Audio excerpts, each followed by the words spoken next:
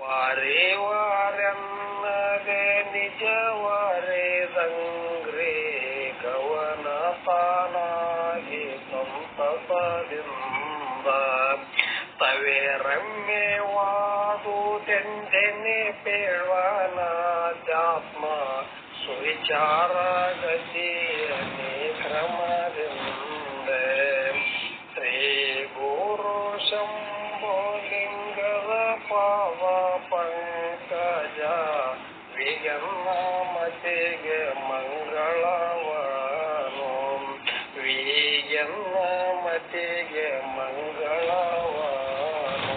ಓಂ ನಮ ಶಿವಾರಪ್ಪ. ಎಲ್ಲ ಶರಣ ಶರಣ. ಓಂ ನಮ ಶಿವಾಯ. ಓಂ ನಮ ಶಿವಾಯ. ಮಲ್ಲಿಗಪ್ಪನವರಿಗೂ ಕೂಡ ಮಲ್ಲಿಗಪ್ಪನವರಿಗೂ ಕೂಡ ಎಲ್ಲರ ಪರವಾಗಿ ವಂದನೆಗಳು. ಇಲ್ಲಿ ತನ್ನ ನಾಮಸ್ಮರಣೆ ಜೊತೆಗೆ ಎಲ್ಲರಿಗೂ ಕೂಡ ಹಾಡಿದ ಪೂಜ್ಯರಿಗೆ ಕೇಳಿದವರಿಗೆ ಎಲ್ಲರಿಗೂ ಶರಣ ಶರಣಾರ್ಥನೆ ಹೇಳಿ ಈ ಸತ್ಸಂಗದಲ್ಲಿ ಪ್ರವೇಶವಾಗೋಣ. ಓಂ ನಮ ಶಿವಾಯ. ಓಂ ನಮ ಶಿವಾಯ. ಓಂ ನಮ ಶಿವಾಯ. ಓಂ ಅಸತೋ ಮಾ ಸದ್ಗಮಯ ತಮಸೋ ಮಾ ಜ್ಯೋತಿರ್ಗಮಯ ಮೃತ್ಯೋರ್ಮಾ ಅಮೃತಂಗಮಯ. ಓಂ ಸಹನಾವವತು ಸಹನೌ ಭುನಕ್ತು ಸಹ ವೀರ್ಯಂ ಕರವಾವಹೈ ತೇಜಸ್ವಿನಾಮಧೀತಮಸ್ತು ಮಾ ವಿದ್ವಿಷಾವಹೈ. ಓಂ ಸಿದ್ಧಸದ್ಗುರುಪಾದಾಬ್ಜಂ ಜನನೀ ಜನಕಸ್ಥತಾಂ ತತ್ವೋಪದೇಶಕರ್ತಾರಂ ನತ್ವಾ ಭಕ್ತಿ ಪುರಸ್ಸರಂ. ಜ್ಞಾನಸಿದ್ಧಂ ತಪಸ್ಸಿದ್ಧಂ ಸರ್ವಸಿದ್ಧಂ ಶಿವಪ್ರದಂ ಸ್ವಯಂ ಸಿದ್ಧಂ ಅಹಂ ವಂದೇ ಸಿದ್ಧಾರೂಢಯತೀಶ್ವರಂ. ಓಂ ಓಂ ಪೂರ್ಣಮದಃ ಪೂರ್ಣಮಿದಂ ಪೂರ್ಣಾತ್ ಪೂರ್ಣಮುದಚ್ಯತೆ ಪೂರ್ಣಸ್ಯ ಪೂರ್ಣಮಾದಾಯ ಪೂರ್ಣಮೇವಾವಶಿಷ್ಯತೆ. ಓಂ ಶಾಂತಿ ಶಾಂತಿ ಶಾಂತಿ. ಓಂ ನಮಃ ಶಿವಾಯ. ಓಂ ಚಿದಂಬರಮಠಾಧೀಶಂ ಸಿದ್ಧಾರೂಢಯತೀಶ್ವರಂ ಶಿಷ್ಯಪ್ರಶಿಷ್ಯರೂಪೇಣ ಬೋಧಕಂ ಗುರುಮಾಶ್ರಯೇ ಯದಂಗ್ರಿಕಮಲದ್ವಂದ್ವಂ ತಾಪತ್ರಯ ನಿವಾರಣಂ ಶಾಂತೈಕ್ಯಪದಂ ದೇವಂ ಸಿದ್ಧಾರೂಢಮಹಂ ಭಜೆ ಸಿದ್ಧಾರೂಢಮಹಂ ಭಜೆ ಸಿದ್ಧಾರೂಢಮಹಂ ಭಜೆ. ಓಂ ನಮಃ ಶಿವಾಯ.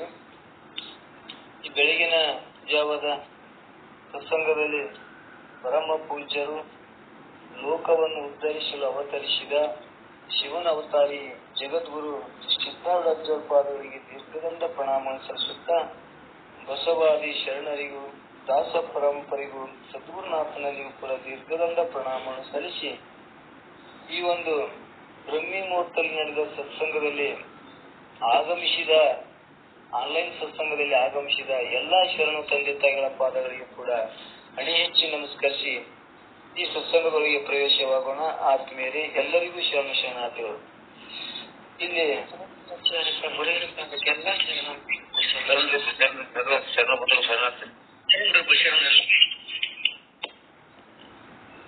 ಇಲ್ಲಿ ಪರಮಾನುಬೋಧೆ ಎಂಬ ಗ್ರಂಥವನ್ನ ನಿಜಗುಣದಿಂದ ವಿರಚಿತವಾದ ಪರಮಾನುಬೋಧೆಯನ್ನ ಆರೂಢ ಜ್ಯೋತಿ ಶಿವಪುತ್ರಾಚಾರ್ಯ ಇಲ್ಲಿ ಬರೆದಂತ ಸರಳವಾದ ತಾತ್ಪರ್ಯವನ್ನು ಬರೆದಂತ ಶಿವಪುತ್ರಾಚಾರ್ಯರಿಗೂ ಕೂಡ ದೀರ್ಘದಂಡ ಪ್ರಣಾಮ ಸಲ್ಲಿಸಿ ಈ ಒಂದು ಪರಮಾನುಬೋಧೆಯ 14ನೇ ಸಂಧಿಯ 14ನೇ ಸೂತ್ರವನ್ನ ಈಗಾಗಲೇ ನಾವು ನೀವು 2-3 ದಿವಸ 4-5 ದಿವಸಗಳಲ್ಲಿ ಚರ್ಚೆ ಮಾಡ್ಕೊಳ್ತಾ ಬಂದಿವಿ. ಇಲ್ಲಿ ನಮಗೆ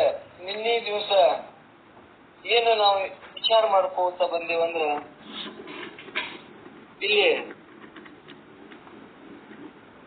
ನಿನ್ನ ಸ್ವರೂಪದ ಮಾಹಿತಿ, ನನ್ನ ಸ್ವರೂಪ ಹೆಂಗದ, ನಾ ಹೆಂಗ್ ತಿಳ್ಕೊಂಡಿನಿ, ನನ್ನ ಬದುಕು ಸ್ವರೂಪ ಜ್ಞಾನವನ್ನು ತಿಳ್ಕೊಂಡವ್ರ ಬದುಕು ಹೆಂಗಿರ್ತದ, ತಿಳಿಲಾರ್ದವ್ರ ಬದುಕು ಹೆಂಗಿರ್ತದ, ಈ ಅನಾತ್ಮ ಜೊತೆ ವ್ಯವಹಾರ ಮಾಡೋರ ಬದುಕು ಹೆಂಗಿರ್ತದ, ಆತ್ಮನನ್ನ ಬೆರೆಸಿ ಪ್ರಪಂಚ ಮಾಡೋರ ಬದುಕು ಹೆಂಗಿರ್ತದ ಅನ್ನುವಂಥದ್ದನ್ನ ನಾವು ಸ್ಪಷ್ಟತೆ ಮಾಡ್ಕೊಂಡು ಬಂದೀವಿ.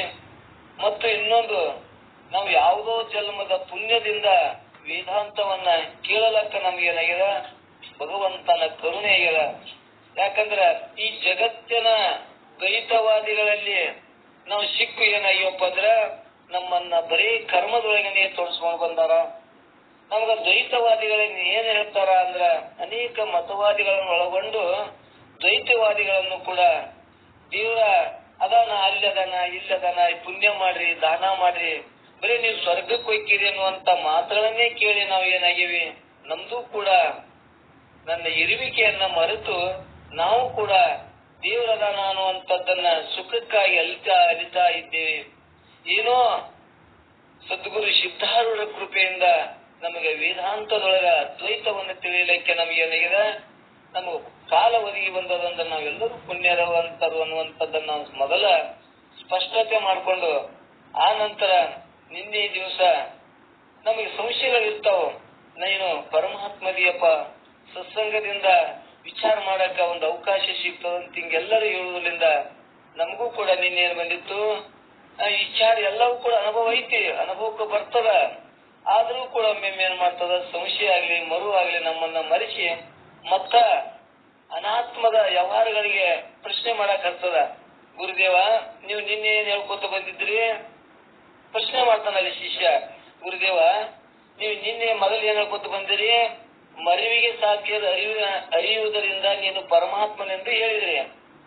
ನಾನು ಮರುವನ್ನು ನಾನು ಅರಿತೀನಿ, ಮರುವಿಗೂ ನಾನು ಹೆಂಗ ಸಾಕ್ಷಿ ಇದೀನಿ ಅಂತ ನೀವು ಹೇಳಿದ್ರಿ. ಅರಿವಿಗೂ ಕೂಡ ಅರಿಯುವಂತ ಎದನ್ನು ನೀ ಅರಿವು ಮರಿವುಗಳನ್ನ ತಿಳಿಯುವಂತ ಸಾಕ್ಷಿ ಅದಿ ಅನ್ನುವಂಥದ್ದನ್ನ ನಿನ್ನೆ ನೀವು ಹೇಳ್ಕೊತ ಬಂದಿರಿ. ಮತ್ ನನಗೆ ಏನು ಸಂಶಯ ಬರಕತ್ತದಂದ್ರ, ನಂಗೆ ಸಂಶಯ ಬರಕತ್ತದ, ನೀವು ಹೇಳುವ ಮಾತುಗಳು ನಂಗೆ ಸಂಶಯ ಬರಕತ್ತದ. ಏನು ಅರಿಯವನು ನೀನೇದಿ, ಅರ್ಥದ್ದನ್ನ ಮರ್ತದ್ದನ್ನು ನೀನು ಹೇಳವದಿ ಅಂದ್ರ ನೀ ಎರಡನ್ನು ಬಿಟ್ಟು ಸಾಕ್ಷಿ ಸ್ವರೂಪ ನೀನದಿ ಅಂತ ಹೇಳಿದ್ರಿ. ಮತ್ತ ನೀವು ಏನ್ ಹೇಳ್ತೀರಿ, ನೀವು ಪರಮಾತ್ಮನದೀರಿ ಅಂತ ನೀವು ಹೇಳ್ತಿರ್ಲ. ನನಗೆ ಏನಪ್ಪ ಸಂಶಯ ಬರಕತ್ತದಂದ್ರ, ಪರಮಾತ್ಮ ಸರ್ವಜ್ಞದನ, ಮತ್ತ ಸೃಷ್ಟಿಯನ್ನ ತಯಾರು ಮಾಡ್ತಾನ, ಮತ್ತದನ್ನ ಸಲುತಾನ, ಮತ್ತದನ್ನ ಬೇಡಾದಾಗ ಅದನ್ನ ಏನ್ ಮಾಡ್ತಾನ, ಅದನ್ನು ಸಂಹಾರ ಮಾಡುವಂತ ಶಕ್ತಿ ಪರಮಾತ್ಮನೊಳಗೈತಿ. ನಾನು ಈ ಜೀವ, ನೀ ಪರಮಾತ್ಮನಾದ್ರ ನನಗೂ ಅಂತ ಕಾರ್ಯ ಮಾಡಕ್ ಬರಂಗಿಲ್ಲ ಅಂತೇಳಿ ಏನ್ ಬಂದದು, ಸಂಶಯ ಬಂದದ. ನಾ ಹೆಂಗ್ ಪರಮಾತ್ಮನ ಹಾಕಿನಿ? ನೀವ್ ಹೇಳುದು ಗುರುಗಳೇ ಸುಳ್ಳದಂತ. ನೀವ್ ಏನ್ ಹೇಳ್ತೀರಿ, ಪರಮಾತ್ಮನೇ ನೀನ್ ನದೀನಿ ಅಂತಂದ್ರ ಪರಮಾತ್ಮ ಎಲ್ಲಾನು ನಮ್ಮ ಕೈ ಎಲ್ಲ ಶಕ್ತಿ ಅದ, ನಮ್ನ ಹುಡ್ಸ್ಯಾನ, ನಾವೆಲ್ಲ ದೊಡ್ಡವರಾಗಿ ಇವೆಲ್ಲ ಮಾಡ್ಯಾನ, ನಮಗ ಮಳಿ ತಂದಾನ, ಅನ್ನ ಕೊಟ್ಟಾನ, ನಾವೆಲ್ಲ ಕೂಡ ಏನದೀವಿ ಆ ಪರಮಾತ್ಮಲಿಂದ ನಾವು ಆರಾಮದೀವಿ ಅನ್ನುವಂಥದ್ದು ಇವಾಗ ಏನಾಗಿದೆ. ಪರಮಾತ್ಮಪ್ಪ ತಾನೊಬ್ಬ ದ್ವೈತ ಬುದ್ಧಿ ಒಳಗೆ ನೀವ ದ್ವೈತ ಬುದ್ಧಿ ಹಿಡ್ಕೊಂಡಾಗ ವಿಚಾರ ಮಾಡ್ಕೋತ ಹೋದಾಗ ನಾ ಹೆಂಗ್ ಪರಮಾತ್ಮ ಹಾಕಿನಿ ಅನ್ನುವಂಥದ್ದನ್ನ ನಿನ್ನೆ ಪ್ರಶ್ನೆ ಮಾಡ್ಕೋತ ಬಂದಾಗ ಅದರ ಲಕ್ಷ್ಯಾರ್ಥ ಏನಾಗ್ತದ, ಅದನ್ನ ನಾವು ತತ್ವಮಸಿ ಆಗ್ಲಿ ಇವು 4 ಮಹಾವೇದಗಳ ಪ್ರಮಾಣ ಜೊತೆ ಶ್ರುತಿ ಅನುಭವ ಪ್ರಕಾರ ವಿಚಾರ ಮಾಡ್ಕೋತ ಬಂದಾಗ 4 ಮಹಾವಾಕ್ಯಗಳ ಅರ್ಥವನ್ನೇ ನಾವು ವಿಚಾರ ಮಾಡಿದಾಗ ಏನ್ ಹೇಳಕೋತ ಬಂದಾವಂದ್ರ ಅಲ್ಲಿ ತತ್ವಮಸಿಯನ್ನ ನಮಗೆ ಸ್ಪಷ್ಟ ಮಾಡ್ಕೊತ ಬಂದಾರ. ಪರಮಾಣು ಬೋಧೆಯ ಅದು ಅಹಂ ಬ್ರಹ್ಮಾಸ್ಮಿ ಯಾಜ್ಞವಲ್ಕರು ಹೇಳಿದ್ರು ಕೂಡ ಅಲ್ಲಿ ಏನಾಗಿ ನಮಗ ತತ್ವಮಸಿ ಮುಖಾಂತರ ಬಿಡಿಸಿ ಇಲ್ಲಿ ಏನ್ ಮಾಡ್ತಾರ, ಮೊದಲ ನೋಡಪ್ಪ ನೀನು ಜೀವ ಅಂತ ಏನ್ ತಿಳ್ಕೊಂಡಿಲ್ಲ, ಜೀವ ನೀನಲ್ಲ, ಈ ಶರೀರ ಹಿಡ್ಕೊಂಡು ನೀನ್ ಜೀವ ಅಂತ ತಿಳ್ಕೊಂಡಿ. ಸ್ವಲ್ಪ ನೀ ವಿಚಾರ ಮಾಡಿದ್ರೆ ನೀನೇನದಿ, ಆ ಪರಮಾತ್ಮನೇ ನೀನದಿ, ಆ ಬ್ರಹ್ಮ ಸ್ವರೂಪನೇ ನೀನದಿ, ನಿನಗೆ ಮರುವಾಗ್ಯದ ಅನ್ನುವಂಥದ್ದನ್ನ ಹೇಳಿ ನಿನ್ನೆ ತತ್ವಮಸಿಯ ಅನುಭವವನ್ನು ನಾವು ಎಲ್ಲರೂ ಕೇಳ್ಕೊಂಡ್ ಬಂದೀವಿ. ತತ್ವಮಸಿ ಜ್ಞಾನವನ್ನ ಹೇಳುದ್ರಾಗ ನಾ ಏನದೀನಿ, ಈ ಜೀವ ಅಂತ ತಿಳ್ಕೊಂಡಿಲ್ಲ, ಉಪಾಧಿ ಮುಖಾಂತರ ಆ ಬ್ರಹ್ಮನಲ್ಲಿ ದೊಡ್ಡ ಉಪಾಧಿ, ಜೀವನಲ್ಲಿ ಸಣ್ಣ ಉಪಾಧಿ ಅದ. ಆದ್ರೆ ಉಪಾಧಿಗಳನ್ನು ಎರಡನ್ನು ಬೇರ್ಪಡಿಸಿದಾಗ ಇರುವಳ ಒಂದೇ, ಬಯಲು ಒಂದೇ ಅದ, ಆ ಚೇತನ ಒಂದೇ ಅದ. ಆ ಚೇತನ ಜ್ಞಾನ ಆಯ್ತು ಅಂದ್ರ, ನನ್ನ ಅರಿವಿನ ಜ್ಞಾನ ಆಯ್ತು ಅಂದ್ರ ಅವಾಗ ನನಗೆ ಏನಾಗ್ತದಪ್ಪ ಅಂದ್ರ ಅರಿವು ನಾನೆಂದು ನಂಬಿದೊಡೆ, ಅರಿವು ತಾನೆಂದು ನಂಬಿದೊಡೆ ನಿಂದೊಡೆ ಮುಕ್ತಿ ಬಯಸಿಲ್ಲೆಂಬುದೇ ನಿಗಮುಕ್ತಿ ಅಂತೇಳಿ ನಿಜಗೊಂಡು ಹೇಳ್ಕೊತ ಬಂದಾರ. ಅರಿವು ತಾನೆಂದು ನಂಬಿ ನಿಂದೊಡೆ ಮುಕ್ತಿ, ಇದಕ್ಕೆ ಬೆರತಿಲ್ಲ ಎಂಬುದೇ ನಿಗಮುಕ್ತಿ ಅನ್ನುವಂಥದ್ದನ್ನು ಕೂಡ ಹೇಳ್ಕೊತ ಬಂದಾರ. ಅರಿವು ಆಯ್ತು ಅಂದ್ರೆ ನಾನೇ ಅರಿವು ಸ್ವರೂಪನೇ ನಾನಿದ್ದೇನೆ ಅಂತ ಹಿಂಗ ನಂಬಿ ಅದ್ರ ಈ ಸ್ಥಿತಿ ಆಯ್ತು ಅಂದ್ರ, ಸಾಕ್ಷಾತ್ಕಾರ ಆಯ್ತು ಅಂದ್ರೆ ಸಾಕ್ಷಾತ್ಕಾರ ಅಹಂ ಬ್ರಹ್ಮಾಸ್ಮಿ ಮಹಾವಾಕ್ಯದ ಅರ್ಥ ಆಯ್ತು ಅಂದ್ರ ನಾನು ಬ್ರಹ್ಮನೇ ಇದೀನಿ ಅಂತೇಳಿ ಅರ್ಥ ಆಯ್ತು ಅಂದ್ರ ಇದಕ್ಕಿಂತ ಮತ್ತೊಂದು ಮುಕ್ತಿ ಅನ್ನೋದಿಲ್ಲ ಅನ್ನುವಂಥದ್ದನ್ನ ಹೇಳಿ, ಮತ್ತ ಇದಕ್ಕ ಏನ್ ಹೇಳ್ತಾವಂದ್ರೆ ನಿಗಮಗಳು ಹೇಳ್ತಾವ, ವೇದಗಳು ಕೂಡ ಏನ್ ಹೇಳ್ತಾವು, ಅರಿವೇ ನೀನೆಂದು ನಂಬಿ ನಿಂದೊಡೆ ಮುಕ್ತಿ, ಇದಕ್ಕ ಬೆರತಿಲ್ಲೆಂಬುದೇ ನಿಗಮುಕ್ತಿ ಅಂದ್ರೆ ವೇದಗಳು ಕೂಡ ಏನ್ ಹೇಳ್ತಾವು, ಇದಕ್ಕ ಹೊರತಾದ್ದಿಲ್ಲ, ನೀನ್ ಆತ್ಮನೇದೇನು ಅಂತದ್ದನ್ನ ಎಲ್ಲಾ ವೇದಗಳು ಉಪನಿಷತ್ಗಳು ಹೇಳ್ಕೋತ ಬಂದವು. ನಮಗೇನಾಗ್ಯದಂದ್ರ ದ್ವೈತವಾದಿಗಳ ಸಂಘ ಇರುವುದರಿಂದ ನಾವು ಕೂಡ ನಾನು ಜೀವನೇ ನಾನದೀನಿ, ಹುಟ್ಟವನ ಸಾಯವನು ಅಂತೀನಿ ಇವನ ಭ್ರಾಂತಿ ಒಳಗ ಒದ್ದಾಡಕತ್ತ ನಾನು ಅಂತದನ್ನ ಬಿಡಿಸಾಕ ಒಂದೊಂದು ರೀತಿಯಿಂದ ಉಪಾಯ ಹೇಳ್ಕೋತ ಬರ್ತಾರ. ನಿನ್ನೆ ಏನಾದ್ರಪ್ಪ ಅಂದ್ರ ನೀನು ನಿರುಪಾಧಿಕನೋದಿ, ನಿಷ್ಕ್ರಿಯ ನದಿ, ನಿರ್ವಿಕಲ್ಪನು, ನಿರುಪಮ ಅಜ್ಞಾನ ರಹಿತನು, ಪರಿಪೂರ್ಣ ಅದ್ವಯ ಚಲಿತ ಆತ್ಮನು, ಸುಖ ಭರಿತನು, ನೀನೇ ಪರಮಾತ್ಮನು ಅನ್ನುವಂಥದ್ದನ್ನ ನಿನ್ನೆ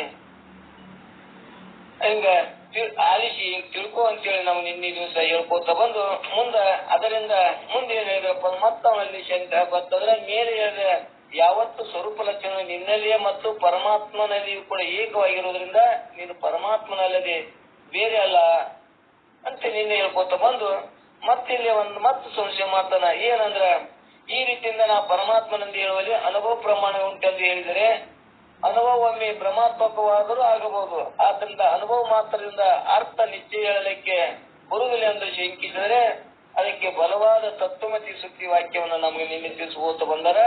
ಅಂದ್ರ ಇಲ್ಲಿ ಭ್ರಮಾತ್ಮಕವಾಗಿ ಒಮ್ಮೆ ನಾನು ಬ್ರಹ್ಮನಿದ್ದೇನೆ ಅಂತಾರ. ಹಂಗ ಭ್ರಮಾತ್ಮಕ ಆಗಿ ಅಂದ್ರ ಇದ್ರ ಅರ್ಥ ಮಾಡಲಾರಿ, ತಿಳಿಲಾರಿ. ಒಂದ್ ದಿವ್ಸ ಎರಡು ಶಾಸ್ತ್ರ ಪದಗಳೇ ನನ್ಗ ಬ್ರಹ್ಮ ಅಂತಾರ ಅಂತಂದ್ರ ನಾನು ಬ್ರಹ್ಮನದೀನಿ ಅಂತ ಹಿಂಗ ಹೇಳ್ಕೊತವಾರಿ ಅಂದ್ರ ಅದಕ್ಕೆ ಏನಾಗ್ತದ, ಈ ತತ್ವಮಸಿ ಜ್ಞಾನ ಆಗ್ತಿರ್ಲಿಲ್ಲ ಅಂದ್ರ ಆ ತತ್ವಮಸಿ ಜ್ಞಾನ ಆಗಿರ್ಕಂದ್ರ ನೀ ಹೆಂಗ್ ಬ್ರಹ್ಮಕ್ಕಿ ನೋಡಮ್ ಬ್ರಹ್ಮ ಇದ್ರ ನನ್ ಮಳಿ ತೊಗೊಂಬಂದ ಇವ ಏನಾಗ್ತಾನ ಗಾಬರಿ ನಿಂದಿರ್ತಾನ. ಯಾಕ ಇವಾಗ ಅನುಭವ ಇಲ್ಲ, ತತ್ವಮಸಿ ಜ್ಞಾನದ ಅನುಭವ ಇಲ್ಲ. ಇವ ಮಂದಿ ಕೇಳಿ ನೀನು ಬ್ರಹ್ಮನದೀನಿ ಅಂತಂದ, ನಾನು ಬ್ರಹ್ಮನದೀನಿ, ಅಹಂ ಬ್ರಹ್ಮಾಸ್ಮಿ ಅದೀನಿ ಅಂತಾನ. ಅಹಂ ಬ್ರಹ್ಮಾಸ್ಮಿ ಇದ್ದಾಗ ಅವ್ರು ಏನಂತಾರ, ಶಂಕೆ ಮಾಡ್ತಾರ, ನೋಡಪ್ಪ ನೀನು ಬ್ರಹ್ಮ ಅಂತ ಹೇಳ್ತಿಲ್ಲ, ನಮ್ಗೆ ಇಲ್ಲಿ ಒಂದಿಷ್ಟು ಮಳೆ ಇಲ್ಲ, ಒಂದಿಷ್ಟು ಕಷ್ಟ ಅದ, ಒಂದಿಷ್ಟು ನನಗೊಂದ್ ₹2 ಕೋಟಿ ಸಾಲ ಆಗಿದೆ, ಒಂದಿಷ್ಟು ಏನ್ ಸಾಲ ಕೊಡು, ನೋಡು ಬ್ರಹ್ಮನಿದ್ರ ಅಂತೇಳಿ ಹಿಂಗೆ ಕೇಳಿದಾಗ ಏನಾಗ್ತಾನ, ಜ್ಞಾನ ಎಲ್ಲಾರ್ಕ ಏನಾಗ್ತಾನ, ಅಲ್ಲಿ ಸುಮ್ಮ ಆಗ್ತಾನ, ಒದ್ದಾಡ್ತಾನ. ಆದ್ರೆ ಈ ತತ್ವಮಸಿ ಜ್ಞಾನ ಇತ್ತಂದ್ರ ತಿಳಿಸಿ ಹೇಳುವುದರಿಂದ ನೋಡಪ್ಪ ನಾನು ಸಣ್ಣ ಉಪಾಧಿ ಅದ, ಜೀವನದಲ್ಲಿ ದೊಡ್ಡ ಉಪಾಧಿ ಅದ, ನಾನು ಕೂಡ ನೀರನ್ನ ಉಣಿಸಿ ಬೆಳೆಯನ್ನು ತೆಗಿತೀನಿ. ಆದ್ರೆ ಪರಮಾತ್ಮದಲ್ಲಿ ಏನ್ ಮಾಡ್ತಾನ, ಅದನ್ನ ಎಲ್ಲರೂ ಕೂಡ ದೊಡ್ಡ ಉಪಾಧಿ ಮಾಡೋದ್ರಿಂದ ಅವ ಮಳಿ ತರ್ತಾನ, ರಕ್ಷಣೆ ಮಾಡ್ತಾನ. ಅವನ ಉಪಾಧಿ ದ್ವಾರದದ, ನಂದು ಕೂಡ ನಾನು 2 ಮಕ್ಕಳನ್ನ ಬದುಕಿಸ್ತೀನಿ, ನಾನು ವ್ಯವಹಾರ ಮಾಡ್ತೀನಿ, ಆದ್ರೆ ನನ್ನ ಉಪಾಧಿ ಸಾಣದದ. ಆ ಉಪಾಧಿ ಜ್ಞಾನ ಆಯ್ತಂದ್ರೆ ಉಪಾಧಿಯನ್ನ ಕಳಚಿ ಬಿಟ್ಟಾಗ ಅದಿರುವಂತ ಆ ಬ್ರಹ್ಮನಲ್ಲಿ ಜೀವನಲ್ಲಿ ಒಂದೇ ಅದ, ಜೀವ ಬ್ರಹ್ಮ ಐಕ್ಯ ಆದಾಗ ಮಾತ್ರ ನಾನು ಒಬ್ಬನೇ ಇದ್ದೀನಿ ಅನ್ನುವಂತ ಅನುಭವ ಬರ್ತದಂತೆ. ನಿನ್ನೆ ತತ್ವಮಸಿ ವಿಚಾರ ಮಾಡ್ಕೊತ ಬಂದೇವೆ.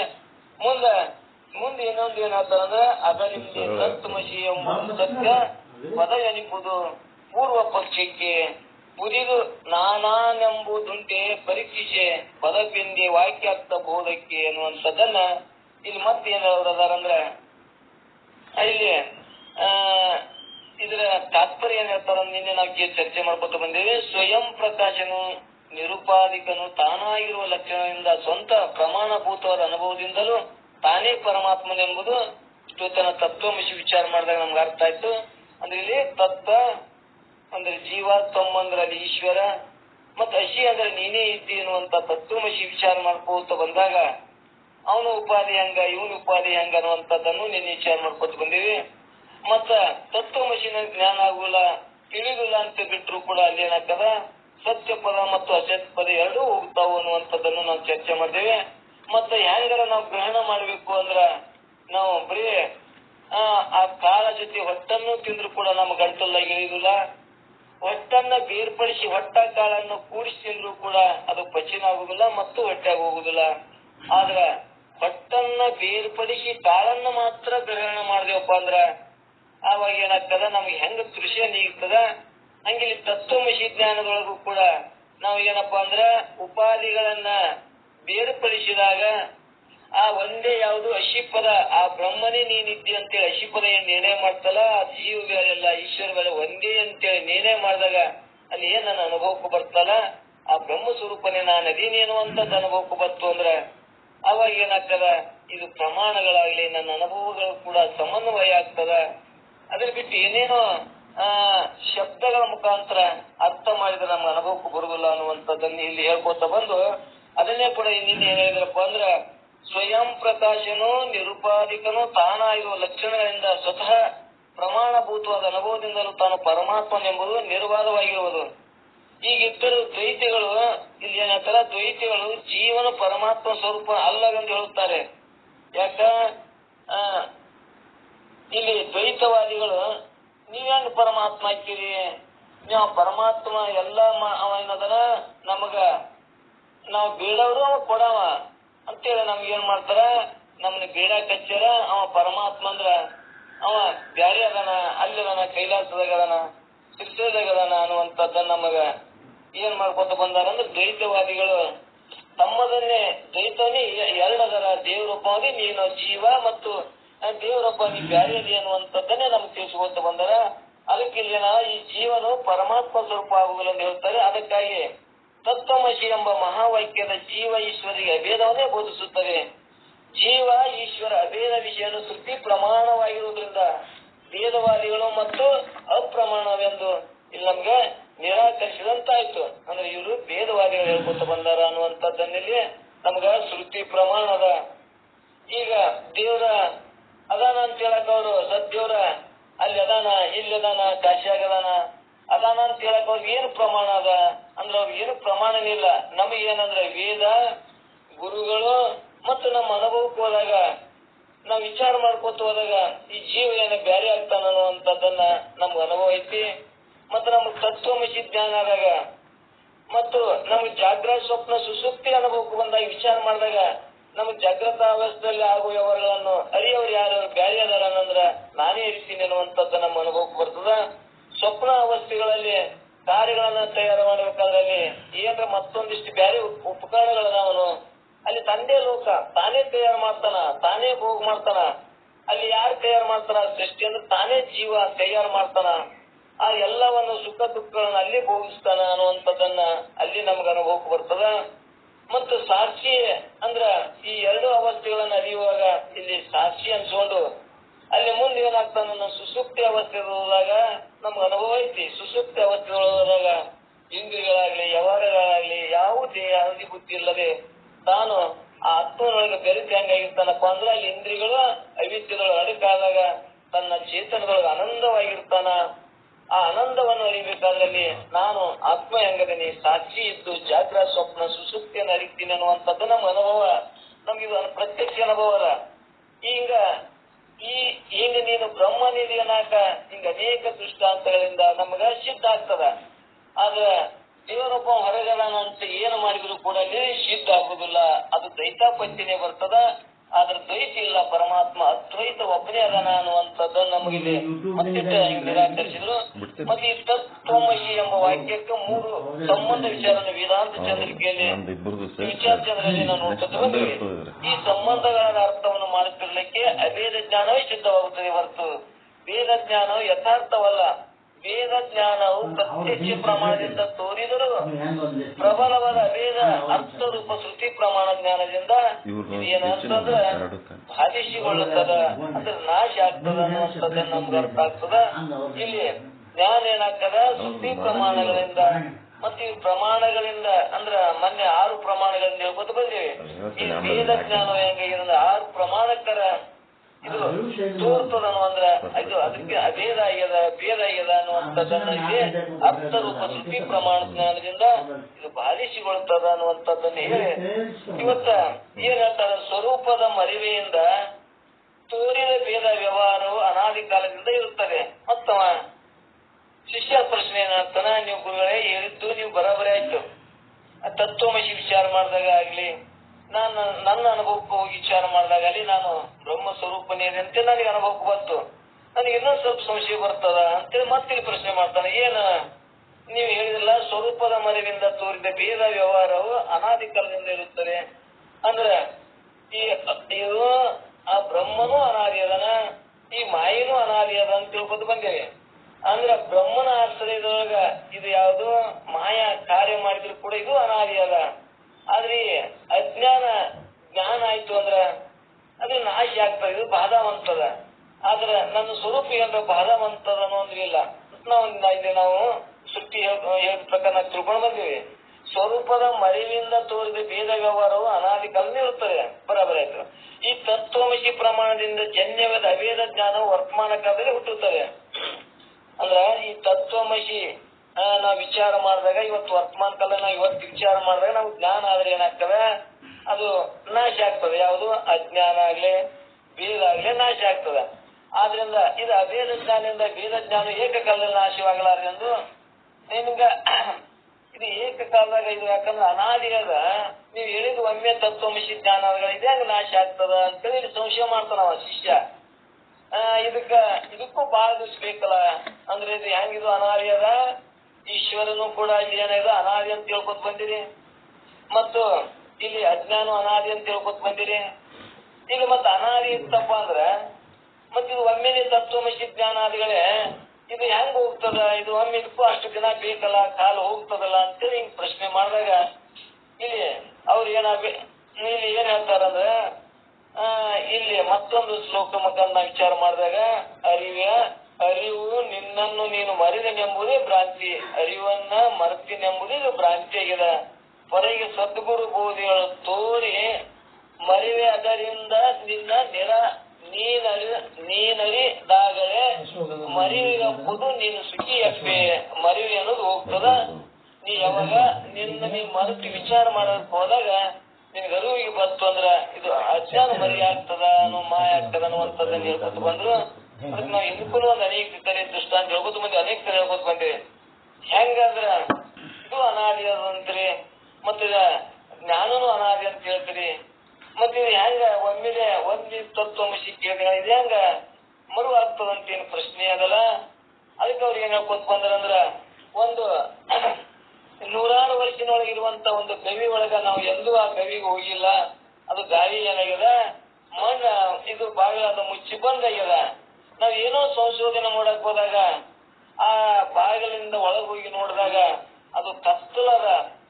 ಕತ್ತಲಿದ್ದಾಗ ಒಂದ್ ಏನಾದ್ರೂ ಪ್ರಕಾಶ ತಗೊಂಡು ಬೆಳಕನ್ನ ತಗೊಂಡು ನಾವು ಬೆಳಕು ಮಾಡಿದಾಗ ಆ ಕತ್ತಲು ಏನ್ರ ಇಲ್ಲ ನಾನು ಬಹಳ ದಿವಸಗಟ್ಲೆ ಅದೀನಿ, ನಾ ಹೆಂಗ್ ಕತ್ಲು ಹಾಕೀನಿ, ನಾ ಹೋಗುದಿಲ್ಲ ಅಂತೇಳಿ ಏನ್ರಿ ವಿಚಾರ ಮಾಡಕ್ ಹೋಗಿ ಇಲ್ಲ ನಾ ಕೇಳ್ಕೊಂಡ್ಬರ್ತೇನೆ ತಡೀರಿ ಅಂದ್ರೆ ನಾ ಕತ್ಲು ಹೊಕ್ಕೀನಿ ಅಂತ ಏನ್ ಬರ್ತದನೋ ಅಂದ್ರೆ ಇಲ್ಲ.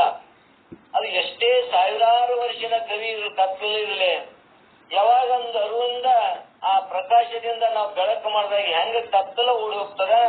ಇದೊಂದು ದೃಷ್ಟಾಂತ ಹೇಳಿ ಹಂಗ ನಮಗಿದು ಅನಾದಿ ಇದ್ರೂ ಕೂಡ ಇಂಥ ತತ್ವಮಸಿ ಜ್ಞಾನ ಸತ್ಸಂಗದ ಒಮ್ಮೆ ನಮ್ಗ ಆ ಜ್ಞಾನ ಆಯ್ತು ಅಂದ್ರ ಆ ಜ್ಞಾನದೊಳಗೆ ಏನಾಗ್ತದ, ಇದು ಅನಾದಿ ಇದ್ರೂ ಕೂಡ ಕತ್ತಲೆ ಅಂದ್ರೆ ಅಜ್ಞಾನ ಅನಾದಿ ಇದ್ರೂ ಕೂಡ ನಾಶ ಆಗ್ತದ ಅನ್ನುವಂಥದ್ದನ್ನ ನಾವು ನಗರಿಕರಿ ತಿಳ್ಕೊತ ಬಂದಿವಿ.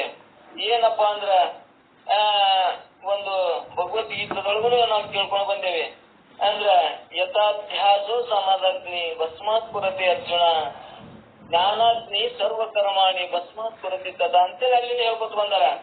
ಅಂದ್ರ ಒಂದ್ ಸಣ್ಣ ಕಿಡಿ ಅನ್ನೋದೇನು ಬೆಂಕಿ ಬಿತ್ತು ಅಂದ್ರ ಆ ಬೆಂಕಿ ಎಂತ ಅಡವಿ ಒಳಗೆ ಹಸಿ ಕಟ್ಟಿಗಿರ್ಲಿ ಜಾಲಿ ಕಟ್ಟಿಗಿರ್ಲಿ ಅವು ಏನೇ ಇದ್ರು ಜ್ಞಾನಾಗ್ನಿ ಒಳಗೆ ಹೆಂಗ ಸುಟ್ಟು ಭಸ್ಮಾಗಿ ಹೋಗ್ತಾವ. ಹಂಗಿಲ್ಲಿ ನನಗ ಏನೋ ಕರ್ಮಗಳಿರ್ಲಿ ಅಜ್ಞಾನ ಇರ್ಲಿ, ಎಷ್ಟೋ ಹಳ್ಳಿ ಬಿದ್ರು ಕೂಡ ಎಷ್ಟೋ ವರ್ಷಗಂಟೆ ಮಾಡಿದ ಪಾಪ ಇದ್ರು ಕೂಡ ಇನ್ನೂ ಅನೇಕ ನಮ್ಗೆ ಏನಂತ ಹೇಳ್ಕೊತ ಬಂದಾರ, ಇನ್ನ ಅನೇಕ ಕರ್ಮ ಎಂಬ ಬೀಜ ರೂಪದಾಗ ಅವ್ಯಕ್ತ ಎಷ್ಟೋ ಜೀವದ ಇನ್ನ ಅದಾವಂತ ನಮ್ಮ ಕರ್ಮಗಳು. ಯಾವಾಗ ಈ ಜ್ಞಾನಾಗ್ನಿ ಉದಯ ಆಯ್ತು ಅಂದ್ರೆ ಎಷ್ಟೇ ಕರ್ಮಗಳ ರಾಶಿ ಇದ್ರೂ ಕೂಡ ಜ್ಞಾನಾಗ್ನಿ ಒಳಗೆ ಸುಟ್ಟು ಹೋಗ್ತದ. ನಮಗೆ ಎಷ್ಟೇ ಅಜ್ಞಾನ ಇದ್ರೂ ಕೂಡ ಎಷ್ಟಂದ್ರ ನಮ್ಗೆ ಏನೋ 100 ವರ್ಷಕ್ಕೆ ನಾವು ಸತ್ಸಂಗ ಮಾಡಿಲ್ಲ, ಕೇಳಿಲ್ಲ, ಏನೋ ನಮಗೆ ಯಾಕೆ ಬಂದಿತ್ತು, ನಾವು ಏನೋ ಪಾಪ ಮಾಡ್ಕೊತ ಬಂದಿವಂತ ಏನಾರ ಭ್ರಾಂತಿ ಇದ್ರು ಕೂಡ ಒಮ್ಮೆ ನನ್ನ ಅರಿವಿಗೆ ನನಗ ಮರುವೆ ಆಗಿತ್ತು, ಪ್ರತ್ಯಕ್ಷ ಆಯ್ತು ಅಂದ್ರ ಅದು ಎಷ್ಟೇ ಮರುವಿದ್ರು, ಎಷ್ಟೇ ಪಾಪ ಅಜ್ಞಾನಿ ಇದ್ರು, ನನ್ನ ಎಷ್ಟೇ ಕರ್ಮರಾಶಿ ಬಲ ಇದ್ರು ಕೂಡ ಅದೇನಾಗ್ತದ ಜ್ಞಾನಾಗ್ನಿ ಒಳಗ ಇದು ಹೆಂಗ ದತ್ತ ಕರ್ಮಾಣಿ ಭಸ್ಮಾತ್ಪುರಕ್ಕೆ ಅರ್ಜುನ ಅಂತ ಹೆಂಗ್ ಹೇಳ್ಕೊತ ಬಂದಾರ. ನಾವು ಮಾಡಿದಂತ ಎಷ್ಟೇ ಕರ್ಮ ಪಾಪಗಳು ಏನೇ ಇದ್ರು ಕೂಡ ಜ್ಞಾನಾಗ್ನಿ ಅನ್ನೋದು ನಾನು ಬ್ರಹ್ಮ ಸ್ವರೂಪನೇ ಅಂತ ನನಗೆ ಒಮ್ಮೆ ಅರಿವಾಯ್ತು ಅಂದ್ರ, ಉದಯ ಆಯ್ತು ಅಂದ್ರ ಅದು ಎಲ್ಲವೂ ಕೂಡ ಹೋಗ್ತದ. ಇದಿರುತ್ತೆ ಇಲ್ಲಿ ಏನ್ ಹೇಳ್ತಾರ, ನೀನು ಅದು ಅನಾದಿ ಇದ್ರೂ ಕೂಡ ಜ್ಞಾನಂಬ ಇದ್ರೊಳಗ ಅದು ಭಸ್ಮ ಆಗ್ತದ ಅನ್ನುವಂಥದ್ದನ್ನ ಇಲ್ಲಿ ನಮ್ಗೆ ಉತ್ತರ ಸ್ಪಷ್ಟ ಮಾಡ್ಕೊತ ಬಂದ್ರು. ಅದಕ್ಕೆ ಇಲ್ಲಿ ಏನ್ ಹೇಳ್ದಂಗಾಯ್ತಂದ್ರ, ನಾನು ಹೆಂಗದೇನೆ ಆತ್ಮ, ನಾನು ಸ್ವಯಂ ಪ್ರಕಾಶ ರೂಪನಾದ ತಾನು ತನ್ನನ್ನು ಮರೆತೇನೆಂದು ಹೇಳುವುದೇ ಭ್ರಮೆ ಆಗಿರ್ತದ. ಹೇಗೆಂದರೆ ಒಬ್ಬನೊಬ್ಬ ಬಾಲಕನು ತನ್ನ ತಾಯಿಯನ್ನು ಕುರಿತವ ನನಗೆ ಬಾಲಕರು ಕಣ್ಣುಗಳಿಲ್ಲವೆಂದು ಹೇಳುವರು, ನೀನು ನನಗೆ ಕಣ್ಣುಗಳನ್ನು ಕೊಟ್ಟಿಲ್ಲ ಎಂದು ಕೇಳಿದನು. ಅದಕ್ಕೆ ತಾಯಿಯು ಈ ಬಾಲಕನ ಕಣ್ಣುಗಳು ಇತ್ತು ತನಗೆ ಇಲ್ಲವೆಂದು ಭ್ರಾಂತಿಯಾಗಿರುವನು, ಉಪಾಯದಿಂದ ಈತನಿಗೆ ಕಣ್ಣಿನ ಜ್ಞಾನ ಮಾಡಿಸಬೇಕಾಗಿದೆ ಎಂದು ಆಲೋಚಿಸಿ ಮುಂದೆ ಒಂದು ಕನ್ನಡಿಯನ್ನು ಹಿಡಿದು ಇದು ನೋಡು, ಇದರಲ್ಲಿ ಯಾವ ಕಣ್ಣುಗಳು ಉಂಟು ಅವೇ ನಿನ್ನ ಕಣ್ಣುಗಳು ಆಗಿವೆ ಎಂದು ಹೇಳಿದಳು. ಬಾಲಕನು ನನಗೆ ಕಣ್ಣುಗಳು ಉಂಟು ಇಲ್ಲವೆಂದು ನಾನು ಸುಮ್ಮನೆ ಭ್ರಾಂತನಾಗಿದ್ದೇನೆಂದು ತಿಳಿದುಕೊಂಡನು. ಅಂದರೆ ತನಗೆ ಯಾವಾಗಲೂ ಕಣ್ಣುಗಳು ಇರುತ್ತವೆಂಬುದನ್ನು ನಿಶ್ಚಯ ಮಾಡಿದನು. ಹೇಗೋ ಹಾಗೆ ತಾನು ಅರುರೂಪನಾಗಿದ್ದು ನಾನು ನನ್ನನ್ನು ಮರೆತೆನು ಅನ್ನುವುದು ಭ್ರಮವಾಗಿರುತ್ತದೆ. ಅದಕ್ಕೆ ಸದ್ಗುರುಗಳು ಜ್ಞಾನ ಎಂಬ ಕನ್ನಡಿಯಲ್ಲಿ ನೀನು ಯಾರು ಎಂಬುದನ್ನು ನೋಡು, ನೀನು ಯಾರಿದೆ ಎಂಬುದನ್ನು ನೋಡು. ನಾವು ಇಷ್ಟಿಂತಾನ ಪರಮಾನುಭೂತಿ ಏನ್ ಹೇಳ್ಬೇಕು ಅಂದ್ರೆ, ನೀ ಯಾರಿದೆ ಅಂತ ವಿಚಾರ ಮಾಡು. ನೀ ಏನೇನೋ ತಿಳ್ಕೊಂಡಿದ್ಯಲ್ಲ, ನಾನು ಮೊದಲ ಈ ದೇಹ ನಾನಂದಿದ್ದೆ, ಇಂದ್ರಿಯಗಳು ನಾನಂದಿದ್ದೆ, ಈ ಏನೇನೋ ಬುದ್ಧಿ ಜ್ಞಾನಂದಿದ್ದೆ, ಏನೇನು ಅನ್ಕೊಂಡು ಬಂದಿದ್ದೆ. ಮತ್ತೆ ಈ ದೇಹ ನಾನಂದಾಗ ಪಂಚಮಹಾಭೂತಗಳ ದೇಹ ನಾನಂದಾಗ ದೇಹಕ್ಕೆ ಸಂಬಂಧಪಟ್ಟು ಏನದವ ನೀವು, ಯಾವ ದೇಹಕ್ಕೆ ಅಜ್ಞಾನಗಳು ಏನ್ ಸಂಬಂಧ ಅದಾವು, ಈ ಏನಪ್ಪಾ ಅಂದ್ರ ಈ ಜಗತ್ತು ಮತ್ತು ಈ ಎಲ್ಲ ಹೆಂಡ್ರು ಮಕ್ಕಳು ಜಾತಿ ಕುಲ ನಾಮಗಳು ಏನದಾವಲ್ಲ ಇವು ಎಲ್ಲವೂ ಸತ್ಯ ಅಂತ ನಾ ತಿಳ್ಕೊಂಡಿದ್ದೆ. ಅದಕ್ಕೆ ಕರೆ ಅಂತೇಳಿ ನನ್ನ ಆಯುಷ್ಯ ಕೂಡ ಅದ್ರಾಗೆ ನಾ ವೈಭೀಕರಣ ಮಾಡಿ ಅದನ್ನೇ ಪ್ರತಿಷ್ಠೆ ಮಾಡಿ ನಾ ಹೇಳ್ಕೊತ ಬಂದೆ. ನಾನೇ ದೇಹ, ನಾನಿಷ್ಟು ಮಾಡೀನಿ, ನಾ ಇಷ್ಟು ಸುಂದರದೇನೆ ಅಂತೇಳಿ ಅಹಂಕಾರದೊಳಗೆ ನನ್ನ ಆಯುಷ್ಯ ಕಳ್ಕೊಂಡು ಹೋಗಿತ್ತು. ಆದ್ರ ಯಾವಾಗ ಇದ್ರದ ಅನುಭವಕ್ಕೆ ಬಂತು ಅಂದ್ರೆ ಸದ್ಗುರು ಹೇಳ್ದ, ನೀನ್ ಯಾರು ಅರಿ ಅಂತಂತ ವಿಚಾರ ಬಂದಾಗ ನಾನು ಇವು ಯಾವು ನಾನಲ್ಲ, ಇವೆಲ್ಲವನ್ನು ಅರಿತೀನಿ, ಇವು ಅರಿಸುತ್ತಾವು, ಇವು ದೃಶ್ಯದವು, ನಾನು ದೃಕ್ಕಾದೀನಿ ಅನ್ನುವಂಥದ್ದು ನಾನು ಅರುಸ್ವರೂಪನದೀನಿ, ನಾ ದೃಕ್ಕಾದೀನಿ ಅಂತ ಅನುಭವಕ್ಕೆ ಬಂದಾಗ ನೋಡಿ ಎಂದು ಹೇಳಲು ಯಾವಾಗಲೂ ನಾನು ಜ್ಞಾನ ಸ್ವರೂಪನಾಗಿರುವೆನು ಅಂತ ಹೇಳ್ದಂಗಾಯ್ತು. ನನ್ನಲ್ಲಿ ಅಜ್ಞಾನ ಎಂಬುದು ಇಲ್ಲವೇ ಇಲ್ಲ ಎಂಬ ನಿಶ್ಚಯ ಜ್ಞಾನವಾಯಿತು. ಈ ತಕ್ಷಣವೇ ಅಜ್ಞಾನವು ನಾಶವಾಗುವುದು. ಹೆಂಗ ದೃಷ್ಟಾಂತಗಳು, ಸೂರ್ಯೋದಯ ಸಮಕಾಲದಲ್ಲಿ ಕತ್ತಲೆ ನಾಶವಾದಂತೆ, ಎಚ್ಚರಿಕೆ ಆದ ಕೂಡಲೇ ಸ್ವಪ್ನವು ನಾಶವಾದಂತೆ, ತನ್ನನ್ನು ತಾನು ಅರಿದಾಗಲೇ ಮರುವೆ ನಾಶವಾಗುವುದು. ಯಾವಾಗ ನನ್ನ ಅರಿವಾಯ್ತು, ನಾನು ಅರಿವೆ, ಬರೀ ಅರಿವೆ, ಅರಿತಿ ಅಂದ್ರ ನೀನು ಮರೆತದ್ದನ್ನ ಸ್ಮರಣ ಕೊಟ್ಟೆ ಅಂದ್ರ ಅರುವನ್ನ ಅರುಸ್ವರೂಪನೆ ಅಂತಂದಾಗ ಹೆಂಗ ಮರು ಹೋಗ್ತದ, ಅಲ್ಲಿ ಹೆಂಗ ಸ್ವಪ್ನ ಬಿದ್ದಾಗ ಎತ್ತರ ಆದ್ರ ಆ ಸ್ವಪ್ನ ಹೋಗ್ತದ, ಹಂಗಿಲ್ಲಿ ಅರಿವು ಆಯ್ತಂದ್ರ ಇನ್ನೊಂದು ದೃಷ್ಟಾಂತ, ಸೂರ್ಯನ ಬೆಳಕಾಯ್ತು ಅಂದ್ರ ಹೆಂಗ ಕತ್ತಲಿಲ್ಲಾರಂಗ ಆಗ್ತದ, ಹಂಗ ನಿನ್ನಲ್ಲಿ ಅರಿವು ಆಯ್ತು ಅಂದ್ರ ಅಜ್ಞಾನ ನಾಶ ಆಗ್ತದ. ನಾನು ಹೆಂಗದೀನಿ ಅಂದ್ರ ಸುಖ ಸ್ವರೂಪ ನಾನಿದ್ದೇನೆ, ನನಗೇನಾದ್ರು ನಾನು ಸ್ವಯಂ ಪ್ರಕಾಶನಿದ್ದೇನೆ. ನನಗೆ ಇಷ್ಟೇನಾಯ್ತು, ಭ್ರಾಂತಿ ಕಾರಣದಿಂದ ಮರಿವೆ ಜ್ಞಾನದಿಂದ ನಾಶವಾಗುವುದು, ತಾನು ಸ್ವಸ್ವರೂಪ ಸ್ಥಿತಿಯಿಂದ ಸುಖವಾಗಿರುತ್ತಾನೆಂಬ ಭಾವವು ಅನ್ನುವಂಥದ್ದನ್ನಿಲ್ಲಿ ಈಗ 3 ಪಲ್ಲವಿಯೊಳಗ 3 ನುಡಿಗಳನ್ನ ತಿಳಿಸಬಹುದು ನಮಗೆ ಬಂದ್ರು. ಇಲ್ಲಿ ಈ ಪರಮಾನುಭೂತಿ ಒಳಗ ನಮ್ಗೆ ಹೆಂಗ ಸೂಕ್ಷ್ಮ ಸಂಶಯಗಳಿರ್ತಾವ, ಸಂಶಯಗಳನ್ನ ನಮ್ಮ ಅನುಭವಕ್ಕೆ ಬಿಟ್ಟು ಅವ್ರು ಹೇಳ್ತಾರೆ ಹಿಂಗದಪ್ಪ ನೀನು ವಿಚಾರ ಮಾಡು, ಯಾಕಂದ್ರೆ ಇದು ಮನನ ಗ್ರಂಥ, ನೀನು ಮನನಕ್ಕೆ ಹೋಗಿ ವಿಚಾರ ಮಾಡಿದಾಗ ನಿನಗ ಅನುಭವಕ್ಕೆ ಬರ್ತದ ಅನ್ನುವಂಥದ್ದನ್ನ ಇಲ್ಲಿ ತಿಳಿಸ್ಕೋತ ಬರ್ತಾರ. ಹಿಂಗ ಅನಾದಿಗಳಂದಾಗನು ಕೂಡ ಅಜ್ಞಾನನು ಅನಾದಿ ಅದ, ಬ್ರಹ್ಮನು ಅನಾದಿ ಅದಂದ್ರ ಅದು ಅನಾದಿ ಹೋಗ್ತದ, ಅದಕ್ಕೂ ಅಷ್ಟ ಕಾಲ ಇರ್ತದ, ಅದಕ್ಕೂ ಅಷ್ಟ ದಿವಸ ಹೋಗ್ತದ ಅಂದ್ರೆ ಹೋಗುದಿಲ್ಲ. ಯಾವಾಗ ಮರುವಾಯ್ತು ಅಂದ್ರೆ ಮರುವನ್ನ ಮರೆತು ಅರಿವಾಯ್ತು ಅಂದ್ರ ಅವಾಗ ನನ್ನ ಸ್ವರೂಪ ಜ್ಞಾನ ಆಯ್ತು ಅಂದ್ರೆ ಇದು ಎಷ್ಟೇ ವರ್ಷನ ಅಜ್ಞಾನ ಇರ್ಲಿ, ಅದು ಎಷ್ಟೇ ವರ್ಷನ ಕತ್ತಲಿ ಇದ್ರು ಕೂಡ ಹೆಂಗ ಅರಿವಿನ ಆ ಬೆಳಕದಿಂದ ಕತ್ತಲಿ ಹೋಗ್ತದ ಹಂಗ ನಮ್ಗೆ ಅರಿವು ಜ್ಞಾನ ಆಯ್ತು ಅಂದ್ರೆ ನಾನು ಏನೇ ಪಾಪಿ ಇರ್ಲಿ ಏನೇ ಇದ್ರೂ ಕೂಡ ಆ ಅಜ್ಞಾನ ಎಲ್ಲ ಅರಣ್ಯಕ್ಕೆ ಹಚ್ಚಿದಂತ ಬೆಂಕಿ ಅಲ್ಲಿ ಏನ್ ಮಾಡ್ತಂದ್ರ ಮುಳ್ಳು ಕಟ್ಟಿಗೆ ಆ ಕಟ್ಟಿಗೆ ಎಲ್ಲಾ ಜೀವರಾಶಿಗಳನ್ನು ಕೂಡ ಅದೇನ್ ಮಾಡ್ತದ ಸುಟ್ಟು ಭಸ್ಮ ಮಾಡ್ತದ. ಹಂಗ ಜ್ಞಾನಾಗ್ನಿ ಅನ್ನೋದು ಅಷ್ಟ ಪ್ರಬಲ ಆದ ಜ್ಞಾನಾಗ್ನಿ ನನ್ಗ ಉದಯ ಆಯ್ತು ಅಂದ್ರ ಎಲ್ಲವೂ ಅಜ್ಞಾನ ಕರ್ಮ ಏನದಾವು ಎಲ್ಲ ಸುಟ್ಟು ಭಸ್ಮ ಆಗಿ ನನ್ನ ಅರುಸ್ವರೂಪನೇ ಇದೀನಿ ತತ್ವಮಸಿ ಜ್ಞಾನ ಆಗ್ತದ. ತತ್ವಮಸಿ ಜ್ಞಾನ ಆದಾಗ ಅವಾಗ ಯಾಜ್ಞವಲ್ಕರು ಹೇಳಿದಂತೆ ಅಹಂ ನಾನು ಬ್ರಹ್ಮ ಇದ್ದೇನೆ ಅನ್ನುವಂಥದ್ದು ಸಾಕ್ಷಾತ್ಕಾರ ಆಗ್ತದ. ಸಾಕ್ಷಾತ್ಕಾರ ಆದಾಗ ಅವನು ಕೂಡ ಹೆಂಗಿರ್ತಾನ, ದೇಹ ಇರುತ್ತಾನ, ಪ್ರಾರಬ್ಧ ಇರುತ್ತಾನ, ಶರೀರ ಇರ್ತದ, ಆದ್ರೆ ಹೆಂಗಿರ್ತಾನವ ಆ ಸುಟ್ಟ ಹಾಳಿಯಂತೆ ಯಾವ ಕರ್ಮವನ್ನಲ್ಲಿ ಲೇಪಿಸುವುದಿಲ್ಲ, ಅದು ಹೆಂಗ ಕರ್ಮಕ್ಕೆ ಉಪಯೋಗ ಆಗುದಿಲ್ಲ, ಹಂಗ ಸುಟ್ಟ ಹಾಳಿಯಾಗ್ಲಿ ಸುಟ್ಟ ಹಗ್ಗದಂತೆ ಏನಾಗ್ತದ ತೋರಿದ್ರೂ ಕೂಡ ಅದು ಯಾವುದಕ್ಕೂ ಪ್ರಯೋಜನ ಆಗಿಲ್ಲ, ದತ್ತ ಬೀಜದಂತೆ ಆಗ್ತದ ಅನ್ನುವಂಥದ್ದನ್ನ ನಮಗಿಲ್ಲಿ ಈ 3 ನುಡಿಗಳಿಂದ ನಮ್ಗೆ ಅನುಭವಕ್ಕೆ ಬರ್ತದ. ಅಂತ ಜ್ಞಾನವನ್ನ ನಾವು ಇನ್ನಿಷ್ಟು ಅನುಭವದಿಂದ ಇನ್ನಿಷ್ಟು ಮನದಿಂದ ಅನೇಕರ ಮಹಾತ್ಮರಿಂದ ಕೇಳಿದ್ರೆ ನಮ್ಮ ಸಂಶಯನೂ ಕೂಡ ನಿವಾರಣೆ ಆಗ್ತದ. ನಮ್ಗೆಲ್ಲರಿಗೂ ಅರಿವು ಬಂದೈತಿ ಆದ್ರೂ ಸಂಶಯ ಬರ್ತದ. ಯಾಕಂದ್ರೆ ದೇಹ ಹಿಡ್ಕೊಂಡೇ ನಾವು ವಿಚಾರ ಮಾಡೋದ್ರಿಂದ ಸಂಶಯ ಬರ್ತದ. ದೇಹನ್ನ ಅಲ್ಲಗಳದು ನಾನು ಚಿದಾನಂದ ಸ್ವರೂಪನೇ ನಾನು ಅದೇನೆ ಅಂತ ವಿಚಾರ ಮಾಡಿದ್ರ ಸಂಶಯ ಬರುವುದಿಲ್ಲ. ಆ ಸಂಶಯನೇ ನಮ್ಗ ಇಂದಿಷ್ಟು ಕಳ್ಕೊಳಕ್ ಗಟ್ಟಿಯಾಗಿ ತಿಳ್ಕೊಳಕ್ ನಮ್ಗೆ ಏನ್ ಮಾಡಕತ್ತಾರ ಅಂದ್ರೆ ಪರಮಾನುಭವದೇ ತುತ್ತು ಮಾಡಿ ಉಣಿಸಿದಂಗ ಒಂದು ಸಂಶಯಗಳನ್ನು ಕಳ್ಸ್ಕೊತ ಹೋಗ್ತಾರ. ಅಂತ ಜ್ಞಾನವನ್ನ ಮಾಡ್ಕೊಂಡು ನಾವು ಕೂಡ ಇದೇ ಮನುಷ್ಯ ಜನ್ಮ ತಗೊಂಡು ಬಂದು ಸಫಲತೆಯನ್ನು ಮಾಡ್ಕೊಂಡು ಮುಕ್ತನಾಗೋಣ ಅನ್ನುವಂತ ಮಾತುಗಳನ್ನ ಇನ್ನೂ ಹೆಚ್ಚು ಕಮ್ಮಾದಷ್ಟು ಕೂಡ ತಾವೆಲ್ಲರೂ ನನ್ನನ್ನು ಕ್ಷಮಿಸ್ತೀರಿ. ಒಂದೆರಡು ಮಾತುಗಳನ್ನ ಸಿದ್ಧಾಳು ಪದ ಕಲ್ಪಿಸಿ ಮುಕ್ತಾಯ ಮಾಡ್ತೀನಿ. ಎಲ್ಲರಿಗೂ ಶರಣಾರ್ಥಿಗಳು. ಓಂ ನಮಃ ಶಿವಾಯ.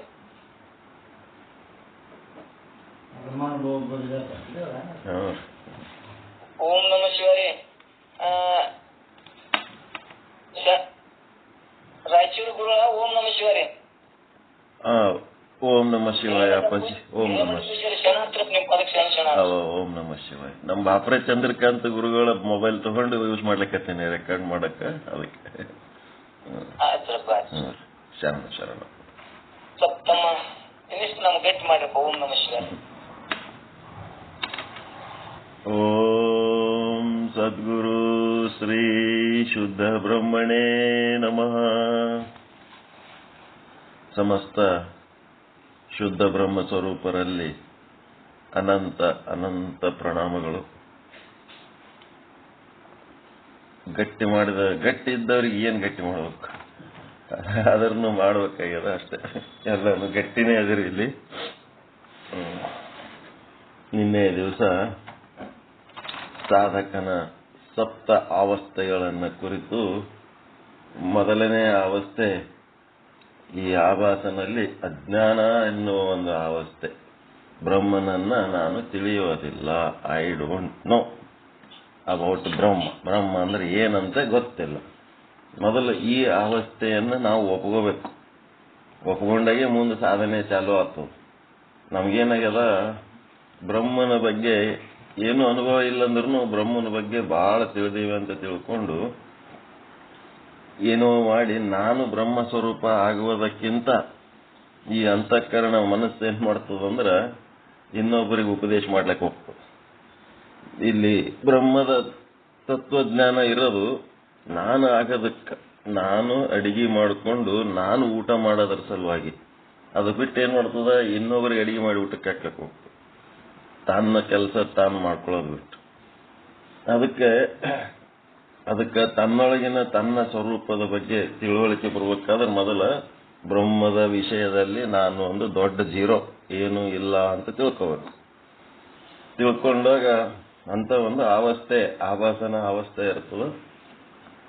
ಅದಕ್ಕೆ ಅವರು ನಹಿ ಜಾನು ಮೈ ಬ್ರಹ್ಮಕ್ಕೂ, ನಹಿ ಜಾನು ಮೈ ಬ್ರಹ್ಮಕ್ಕೂ ಅಂದ್ರೆ ಬ್ರಹ್ಮನಿಗೆ ಬಗ್ಗೆ ನನಗೆ ಏನು ಗೊತ್ತಿಲ್ಲ ಅಂತ ತಿಳ್ಕೊಂಡು ಅದಕ್ಕೆ ಸಂಬಂಧಪಟ್ಟಂತ ನಿನ್ನೆ ದಿವಸ ಎಲ್ಲಿ ನಿಂತಿತ್ತು ಅಂತಂದ್ರೆ, ನಮ್ಮ ಶಂಕರಾನಂದ ಶ್ರೀಗಳು ಇನ್ನ ಈಗ ಹೇಳಿದರು, ಬಹಳ ವರ್ಷದ ಗುಹೆ, ಮಣ್ಣು ಮುಚ್ಚಿಕೊಂಡದ, ಒಳಗೆಲ್ಲ ಕತ್ತಲು ತುಂಬ್ಯದ, ಆ ಕತ್ತಲೊಳಗ ನಿಶಾಚರ ಪ್ರಾಣಿಗಳ ವಾಸ ಆಗ್ಯದ, ಅಂದ್ರೆ ದುರ್ಗುಣಗಳ ವಾಸ ಆಗ್ಯದ. ಅಂತ ಒಂದು ಗುಹೆ ಒಳಗಿಂದ ಕತ್ತಲ ತೆಗೆದು ಅದು ಇರ್ಲಕ್ಕ ಮನುಷ್ಯ ಜೀವ ಇರಕ್ಕಲ್ಲಿ ಯೋಗ್ಯ ಮಾಡಬೇಕು. ಆದ್ರೆ ಏನ್ ಮಾಡ್ಬೇಕಂದ್ರೆ ಮೊದಲು ಅದ್ರೊಳಗ ದೀಪ ಹಚ್ಕೋಬೇಕು. ಒಳಗೆ ಹೋದ್ಮೇಲೆ ಫಸ್ಟಿಗೆ ದೀಪ ಹಚ್ಕೋಬೇಕು. ಅದಕ್ಕೇನಂತಾರ ಸುಜ್ಞಾನ ಅಂತಾರ. ದೀಪ ಹಚ್ಚದಂತಂದ್ರ ಸದ್ಗುರುವಿನ ಬಳಿ ಕುಳಿತು ಜ್ಞಾನದ ವಿಚಾರಗಳನ್ನು ಶ್ರವಣ ಮಾಡದೇ ದೀಪ ಹಚ್ಕೊಳ್ಳೋ ಕೆಲಸ. ಯಾವಾಗೇ ಅಲ್ಲಿ ಯಾವುದೇ ಮನಿ ಸ್ವಚ್ಛ ಇರಲಿ ಹೊಲಸಿರಲಿ, ಮೊದಲು ಬಾಗಿಲ ತೆಗೆದು ಕೂಡ್ಲೇನೆ ಫಸ್ಟ್ ಲೈಟ್ ಹಾಕ್ತೀವಿ. ಹಂಗದು ದೀಪ ಹಚ್ಕೊಳ್ಳೋದು ಫಸ್ಟ್ ಪ್ರಿಫರೆನ್ಸ್ ಕೆಲಸ. ಅದನ್ನು ಮಾಡ್ಬೇಕು, ದೀಪ ಹಚ್ಕೋಬೇಕು. ದೀಪ ಹಚ್ಕೊಂಡ್ರೆ ಅಂತಂದ್ರೆ ಏನಾಗ್ತದ? ಸುಜ್ಞಾನ. ನಾವೇನ್ ತಿಳ್ಕೊಂಡಿವಿ? ಅವಗುಣಗಳು ಬಿಡಬೇಕು. ಕಳಬೇಡ ಕೊಲಬೇಡ ಎಲ್ಲ ಒಂದು ಪಟ್ಟಿ ಹಿಂದಿನವ್ರು ಹೇಳ್ಕೊತ್ ಬಂದಾರ. ಅವು ಬಿಡ್ಬೇಕನ್ನೋನ ಅವು ಹೆಂಗ್ ಬಿಡ್ತೀರಿ? ಅವು ತಾನೇ ಹೋಗ್ಬೇಕು. ಹೆಂಗ್ ಹೋಗ್ತಾವ ಅಂತಂದ್ರ ಸುಜ್ಞಾನದ ದೀಪ ಹಚ್ಕೊಂಡು ಕೂಡ್ಲೇನೆ ಅವು ತಾನೇ ಹೋಗ್ಬಿಡ್ತಾವ. ನಿಶಾಚರ ಪ್ರಾಣಿಗಳು ನಿಶೆ ಇರೋ ತನಕ, ಕತ್ತಲ ಇರೋ ತನಕ, ತಿಮಿರ ಇರುವ ತನಕ ಮಾತ್ರ ಅಲ್ಲಿರ್ತಾವ. ಯಾವಾಗ ನೀವು ಅಲ್ಲಿ ಬೆಳಕು ಮಾಡ್ಕೊಂಡ್ರಿ, ಅವು ಏನ್ ಮಾಡ್ತಾವ? ಬೆಳಕು ಬತ್ತಪ್ಪ ಇಲ್ಲಿ ನಾವು ಇರ್ಲಕ್ ಯೋಗ್ಯ ಇಲ್ಲ ಅಂತೇಳಿ ತಾವೇ ಬಿಟ್ಟು ಹೋಗ್ಬಿಡ್ತಾವ. ಅವಕ್ಕೆ ಬಿಡೋದ್ರ ಸಲುವಾಗಿ ನಾವು ಪ್ರಯತ್ನ ಮಾಡೋದಿಲ್ಲ. ದೀಪ ಹಚ್ಕೊಳ್ಳೋದು ಒಂದೇ ನಮ್ ಕೆಲಸ, ಬೆಳಕು ಮಾಡ್ಕೊಳ್ಳೋದು ಒಂದೇ ನಮ್ ಕೆಲಸ. ಉಳಿದು ಎಲ್ಲ ತಾವೇ ಹೋಗ್ತಾವ. ನಿಶಾಚರ ಪ್ರಾಣಿಗಳು ಅಂದ್ರೆ ದುರ್ಗುಣಗಳು ಏನದವ ಅವೆಲ್ಲ ತಾನೇ ಹೋಗ್ಬಿಡ್ತಾವ. ನಮ್ಮ ಅಯೋಗ್ಯತನ ಎಲ್ಲ ಹೋಗ್ಬಿಡ್ತಾವ. ಶ್ರವಣ ಅದೊಂದು ನಾವು ಮಾಡ್ಕೊತಿರ್ಬೇಕು. ನಿರಂತರವಾಗಿ ಶ್ರದ್ಧೆಯಿಂದ ಮಾಡ್ಕೊತಿದ್ರೆ ಉಳಿದದ್ದೆಲ್ಲ ಕೆಲಸ ತಾನೇ ಆಗ್ತದೆ. ಮನನೂ ತಾನೇ ಆಗ್ತದ, ನಿಧಿಧ್ಯಾಸನೂ ತಾನೇ ಆಗ್ತದ, ಬ್ರಹ್ಮ ಸ್ವರೂಪನೂ ತಾನೇ ಆಗ್ತದ. ಅದು ಶ್ರವಣ ಡಿಸ್ಕನೆಕ್ಟ್ ಮಾಡಿರುವ ಅಂತಂದ್ರೆ ಮತ್ತೆ ಬರ್ತದ ಜೀವಭಾವ. ಹಿಂಗ ಅದಕ್ಕೆ ಮುಂದೆ ಬರ್ತದ, ಅದರದೆಲ್ಲ ವಿಷಯ ಇದ್ರೆ ಬರ್ತದ. ಈಗ ನನಗೆ ಬ್ರಹ್ಮ ಗೊತ್ತಿಲ್ಲ, ಬ್ರಹ್ಮನ ಬಗ್ಗೆ ಗೊತ್ತಿಲ್ಲ ಅನ್ನೋದಕ್ಕೆ ನಿನ್ನೆ ಪ್ರಭುದೇವರ ಒಂದು ವಚನ, ಅಜ್ಞಾನವೆಂಬ ತೊಟ್ಟಿಲೊಳಗೆ ಜ್ಞಾನವೆಂಬ ಶಿಶುವ ಮಲಗಿಸಿ ಸಕಲ ವೇದ ಶಾಸ್ತ್ರಗಳೆಂಬ ನೇಣ ಕಟ್ಟಿ ಜೋಗುಳವಾಡುತ್ತಿದ್ದಾಳೆ ಭ್ರಾಂತಿ ಎಂಬ ತಾಯಿ. ನೇಣ ಹರಿದು ತೊಟ್ಟಿಲ ಮುರಿದು ಭ್ರಾಂತಿ ನಿಂದಲ್ಲದೆ ಗುಹೇಶ್ವರ ಲಿಂಗವ ಕಾಣಬಾರದು. ಇಂಥ ವಚನ ಈ ಒಂದನೇ ಏನು ಅವಸ್ಥೆ ಅದಲ್ಲ, ಅಜ್ಞಾನದ ಅವಸ್ಥೆ, ಆವಾಸನ ಅಜ್ಞಾನದ ಅವಸ್ಥೆಗೆ ಸಂಬಂಧಪಟ್ಟಂತ ಇದು ಪ್ರಭುದೇವರ ವಚನ. ಅಜ್ಞಾನವೆಂಬ ತೊಟ್ಟಿಲೊಳಗೆ ಜ್ಞಾನವೆಂಬ ಶಿಶುವ ಮಲಗಿಸಿ, ಈ ಜೀವನು ಜ್ಞಾನದ ಸ್ವರೂಪ, ಆದರೆ ಪರಮಾತ್ಮನ ಸ್ವರೂಪನೇ ಇದ್ದಾನೆ. ಪರಮಾತ್ಮನು ಅರಿವು ಸ್ವರೂಪ, ಹಾಗೆ ಈತನು ಅರಿವು ಸ್ವರೂಪನೇ ಇದ್ದಾನೆ. ಪರಮಾತ್ಮ ಅರಿವು ಇದ್ದಂಗ ಈ ಜೀವನೂ ಅರಿವು ಸ್ವರೂಪನೇ ಅದಾನ, ಜ್ಞಾನದ ಸ್ವರೂಪನೇ ಅದಾನ. ಅಂತವ್ ಏನಾಗ್ಯಾನ? ಆದರೆ ತನ್ನನ್ನು ತಾನು ಅರಿಯದ ಕಾರಣ, ಬ್ರಹ್ಮ ಅಂದ್ರೆ ಗೊತ್ತಿಲ್ಲ, ಬ್ರಹ್ಮ ಸ್ವರೂಪ ಗೊತ್ತಿಲ್ಲ ಅಂತೇಳಿ ತನ್ನ ತಾನು ಅರಿವುಗೇಡಿ ಆಗಿ ಏನಾಗ್ಯಾನ?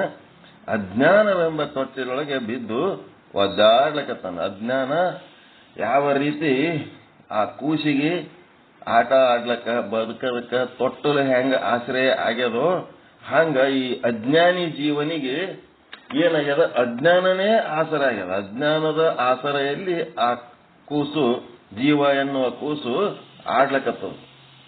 ತೊಟ್ಟಿಲು ಹೇಗೆ ಕೂಸಿಗೆ ಆಧಾರವಾಗಿದೆಯೋ ಜೀವನಿಗೆ ಅಜ್ಞಾನವೇ ಆಧಾರವಾಗಿದೆ. ಕೂಸು ಹೇಗೆ ತೊಟ್ಟಿಲಲ್ಲಿ ಆಡುತ್ತಿದೆಯೋ ಅದೇ ರೀತಿ ಜೀವನು ಕೂಡ ಈ ಅಜ್ಞಾನವೆಂಬ ತೊಟ್ಟಿಲಲ್ಲಿ ಆಟ ಆಡುತ್ತಿದ್ದಾನೆ. ಅಂದ್ರೆ ಅಜ್ಞಾನದಲ್ಲಿಯೇ ಮುಳುಗಿದ್ದಾನೆ. ಈ ರೀತಿಯಾಗಿ ಅಜ್ಞಾನದಲ್ಲಿ ಮುಳುಗಿ ಏನ್ ಮಾಡ್ಯಾನಪ್ಪ ಅಂದ್ರೆ ವೇದ ಶಾಸ್ತ್ರಾದಿಗಳ ಹಗ್ಗ ಕಟ್ಟಿ, ವೇದ ಓದಿದ, ಆಗಮ ಓದಿದ, ಶಾಸ್ತ್ರ ಓದಿದ, ಪುರಾಣ ಓದಿದ, ಎಲ್ಲಾನು ಓದಿದ. ವೇದ, ಆಗಮ, ಉಪನಿಷತ್, ಶಾಸ್ತ್ರ, ಪುರಾಣ, ಇತಿಹಾಸ 20 ವರ್ಷ ಕೇಳಿವಿ, 30 ವರ್ಷ ಕೇಳಿವಿ. ಎಲ್ಲ ಕೇಳಿದ್ರು ಸಹಿತ ಏನ್ ಮಾಡಿವಿ ಅಂದ್ರ ಆ ಶಾಸ್ತ್ರದೊಳ ಇರುವ ಉದ್ದೇಶ ಏನದ, ಈ ಜೀವ ಬ್ರಹ್ಮನಾಗಬೇಕು ಅನ್ನಂತ ಏನ್ ಉದ್ದೇಶ ಅದಲ್ಲ, ಅದು ಒಂದನ್ನು ಬಿಟ್ಟು ಆ ಶಾಸ್ತ್ರ ಹೇಳೋದ್ರಾಗ ಕೇಳೋದ್ರಾಗ ಪರಿಣಿತರಾಗ್ಬಿಟ್ಟಿವಿ. ಹಿಂಗಾಗಿ ಬಹಳ ಚಲೋ ಹೇಳ್ತಾರ ಶಾಸ್ತ್ರ ಅಂತ ಒಂದಿಷ್ಟು ಮಂದಿ ಫೇಮಸ್ ಆಗ್ಬಿಟ್ರು. ಬಹಳ ಚಲೋ ಕೂತು ಕೇಳ್ತಾರಂತ ಒಂದಿಷ್ಟು ಮಂದಿ ಫೇಮಸ್ ಆದ್ರು. ಕೇಳೋರ್ ಗುಂಪು ತಯಾರಾಯ್ತ ಹೊರತು ಬ್ರಹ್ಮ ಸ್ವರೂಪ ಆಗ್ಲಿಲ್ಲ.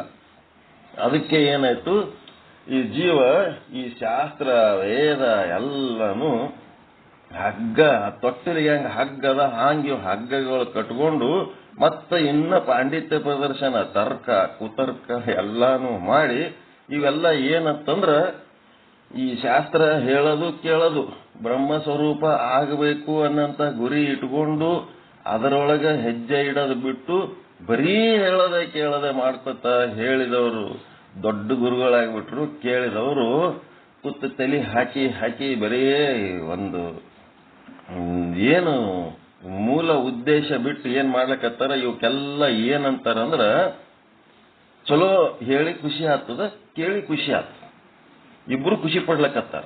ಈ ಖುಷಿ ಎಂತ ಖುಷಿ ಅಂತಂದ್ರ ಆ ಅಜ್ಞಾನದ ತಾಯಿ ಭ್ರಾಂತಿ ತಾಯಿ ಏನ್ ಅದಲ್ಲ, ಆಕಿ ಜೋಗಳ ಹಾಡಿ ಆ ಖುಷಿಗೆ ಏನು ಮಲಗಿಸ್ತಾಳಕತ್ತಾಳಲ್ಲ ಅದೇ ಆ ಜೋಗಳ ಅಂತ ಇದು.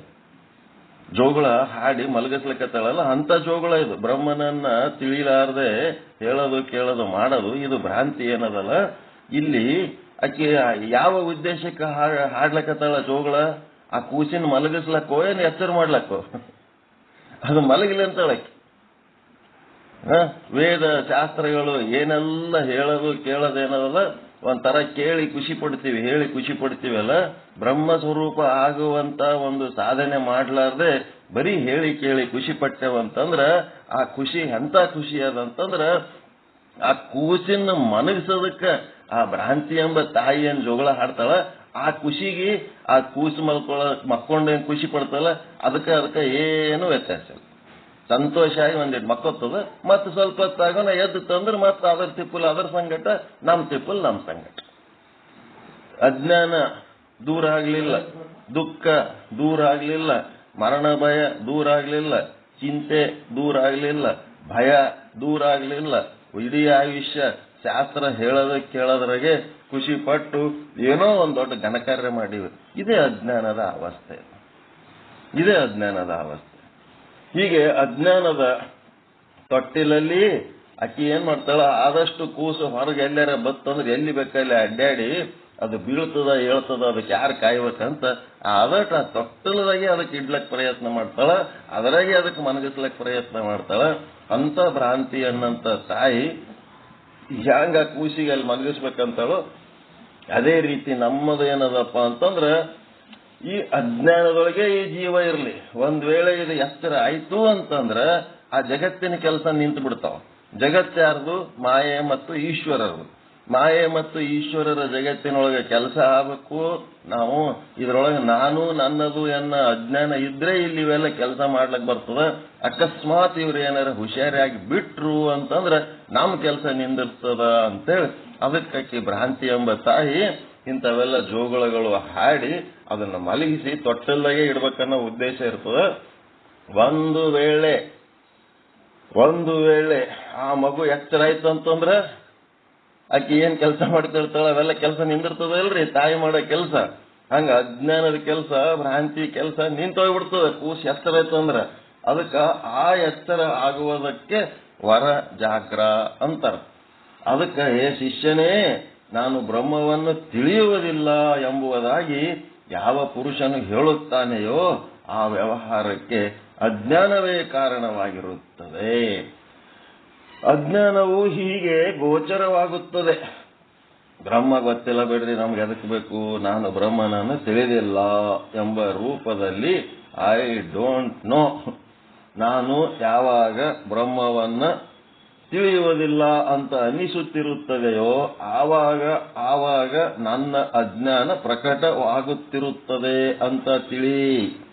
ಬ್ರಹ್ಮ ತಿಳಿದಿಲ್ಲ, ಬ್ರಹ್ಮ ಗೊತ್ತಿಲ್ಲ ಅಂಥೇಳಿ ಯಾವಾಗ ಅನಿಸ್ತದ ಆವಾಗ ನಂದು ಒಳಗಿರುವಂತ ಆಭಾಸನ ಸ್ಥಿತಿ, ಒಂದನೇ ಅವಸ್ಥೆ ಅಜ್ಞಾನ ಪ್ರಕಟ ಆಗ್ಲಿಕ್ಕತ್ತದ ಅಂತ ತಿಳಿ.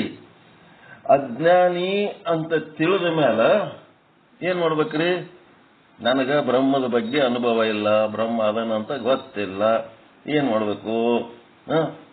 ಇದು ಹಿಂಗೆ ಗೊತ್ತಿಲ್ಲ ಅಂತಂದ್ರೆ ಏನಾಗ್ತದಪ್ಪ ಅಂತಂದ್ರೆ, ಈ ದೇಹ ಎದಕ್ ಬಂತು? ಹಿಂದಿನ ಜನ್ಮದ ಪಾಪ ಪುಣ್ಯಗಳನ್ನ ಏನ್ ಮಾಡ್ತದ? ಅನುಭವಿಸ್ಲಕ್ ಬಂದು ಇಲ್ಲಿ ಸುಖ ದುಃಖ ಅನುಭವಿಸ್ಲಕ್ಕತ್ತದ. ಪಾಪ ಪುಣ್ಯಗಳ ಒಂದು ರಾಶಿಯನ್ನ ಕರಗಿಸ್ಲಕ್ ಬಂದು ಇಲ್ಲಿ ಇನ್ನೊಂದಿಷ್ಟು ಹೊಸ ಪಾಪ ಪುಣ್ಯಗಳ ಕರ್ಮಗಳ ರಾಶಿ ಮಾಡಿ ಇಟ್ಟು ಆಯುಷ್ಯ ತೀರಿ ಹೋಗ್ತದ, ಮತ್ತೆ ಬರ್ತದ. ಆಯುಷ್ಯ ತೀರಿ ಹೋಗ್ತದ, ಮತ್ತೆ ಬರ್ತದ. ಬರೋದು ಕರ್ಮ ಭೋಗಿಸ್ಲಕ್ಕ, ಮತ್ತೆ ಕರ್ಮ ಭೋಗಿಸ್ಕೋತ ಮತ್ತೆ ಹೊಸ ಕರ್ಮಗಳನ್ನು ಮಾಡ್ತದ.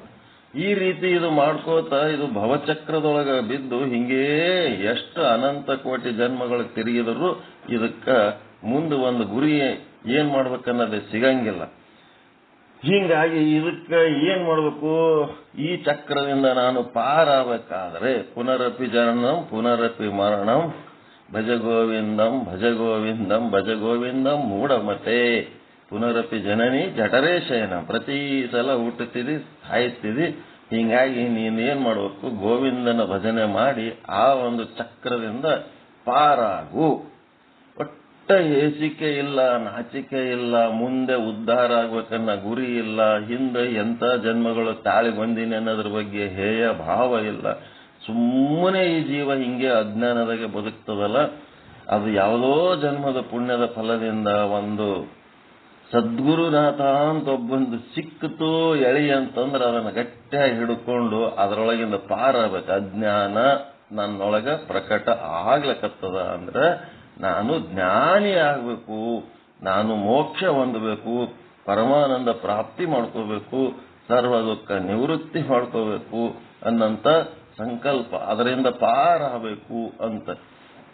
ಈಗ ಮನ್ಯಾಗ ಕುಂತೀವಿ, ಮನ್ಯಾಗ ಕುಂತ ಹೊತ್ನಾಗ ಆ ಮನೆಗೆ ಬೆಂಕಿ ಹಚ್ಚದ ಅಂತಂದ್ರ ಅದರಂದ ಪಾರಾಗಿ ಬದುಕಬೇಕು ಅಂತ ಯಾವ ರೀತಿ ಆ ಪುರುಷನಿಗೆ ಇಚ್ಛೆ ಆಗಿ ಅವನು ಅದಕ್ಕೆ ಏನೆಲ್ಲ ಪ್ರಯತ್ನಗಳು ಮಾಡಿ ಬಡದಾಡ್ತಾನೋ, ಹಂಗ ನಮಗ್ ಸಹಿತ ಈ ಅಜ್ಞಾನ ಪ್ರಕಟ ಆದ ಕೂಡ್ಲೇನೆ ನಾನು ಇಲ್ಲಿರೋದು ಸುರಕ್ಷಿತ ಅಲ್ಲ, ಹೀಗಿರೋದು ಸುರಕ್ಷಿತ ಅಲ್ಲ, ನಾನು ಸುರಕ್ಷಿತವಾಗಿ ಇನ್ನೂ ಒಳ್ಳೆ ಜೀವನ ಮಾಡಬೇಕು, ಇನ್ನೂ ಎತ್ತರದ ಮಟ್ಟದ ಒಂದು ಸಾಧನೆ ಮಾಡಬೇಕು ಅನ್ನೋಂಥ ಸಂಕಲ್ಪ ನಮ್ಮೊಳಗ ಈ ಅಜ್ಞಾನ ಅವಸ್ಥೆಯಲ್ಲಿ ನಾವು ಉದ್ಧಾರ ಆಗಬೇಕು ಅನ್ನೋಂಥ ಒಂದು ಸ್ಥಿತಿ ನಮ್ಮೊಳಗ ಉಂಟಾಗಬೇಕು. ಉಂಟಾದ್ಮೇಲೆ ಎರಡನೇ ಆವರಣ ಏನದ? ಬ್ರಹ್ಮ ಹೈನ ನಹಿ ಭಾನ ವೈ ಯಹ ಆವರಣ ಸುಜಾನ. ಬ್ರಹ್ಮ ಹೈನ ಅಂತಂದ್ರ ಬ್ರಹ್ಮ ಇಲ್ಲ. ಯಾಕ ಹಿಂಗಂತೀನಿ ಅಂತಂದ್ರ ಇದ್ರ ಕಾಣಬೇಕಾಗಿತ್ತಲ್ಲ ಅಂತ, ಇದ್ರ ತೋರ್ಬೇಕಾಗಿತ್ತು. ನನ್ನ ಕಣ್ಣಿಗೂ ಕಂಡಿಲ್ಲ, ಕಿವಿಗೂ ಕೇಳಿಲ್ಲ, ಮೂಗಿಗೂ ಆಗ್ರಹಣ ಆಗಿಲ್ಲ, ಚರ್ಮಕ್ಕ ಸ್ಪರ್ಶ ಆಗಿಲ್ಲ, ನಾಲಿಗೆ ರುಚಿಸಿಲ್ಲ. ಅವನಿಗೆ ನಮಗೇನದ ಈ ಜಗತ್ತಿನ ಎಲ್ಲ ವಸ್ತುಗಳನ್ನ ಈ ಪಂಚ ಜ್ಞಾನೇಂದ್ರಿಯಗಳಿಂದ ತಿಳ್ಕೊಳ್ಳೋದೇ ಆದ. ಬಟ್ ಅವನಿಗೆ ರುಚಿನೂ ಇಲ್ಲ, ರೂಪನೂ ಇಲ್ಲ, ಗಂಧನೂ ಇಲ್ಲ, ವಾಸನೆನೂ ಇಲ್ಲ, ಸ್ಪರ್ಶನೂ ಇಲ್ಲ. ಇಲ್ಲದನ್ನ ನಾವು ಹೆಂಗ ಆದ ಅನ್ಬೇಕು? ಅದಕ್ಕೆ ಬ್ರಹ್ಮ ಹೈನ ಅಂದ್ರೆ ಬ್ರಹ್ಮ ಇಲ್ಲ. ಇದ್ರ ಅವನು ತೋರ್ಬೇಕಾಗಿತ್ತಲ್ಲ ಅಂಥೇಳಿ ಈ ರೀತಿ ಭಾವನೆ ಯಾವಾಗ ನಮಗೆ ಉಂಟಾಗ್ತದ, ಆ ಭಾವನೆ ಉಂಟಾದಾಗ ಅಂತ ಭಾವನೆಗೆ ಏನಂತಾರ? ಆವರಣ ಅಂತಾರ.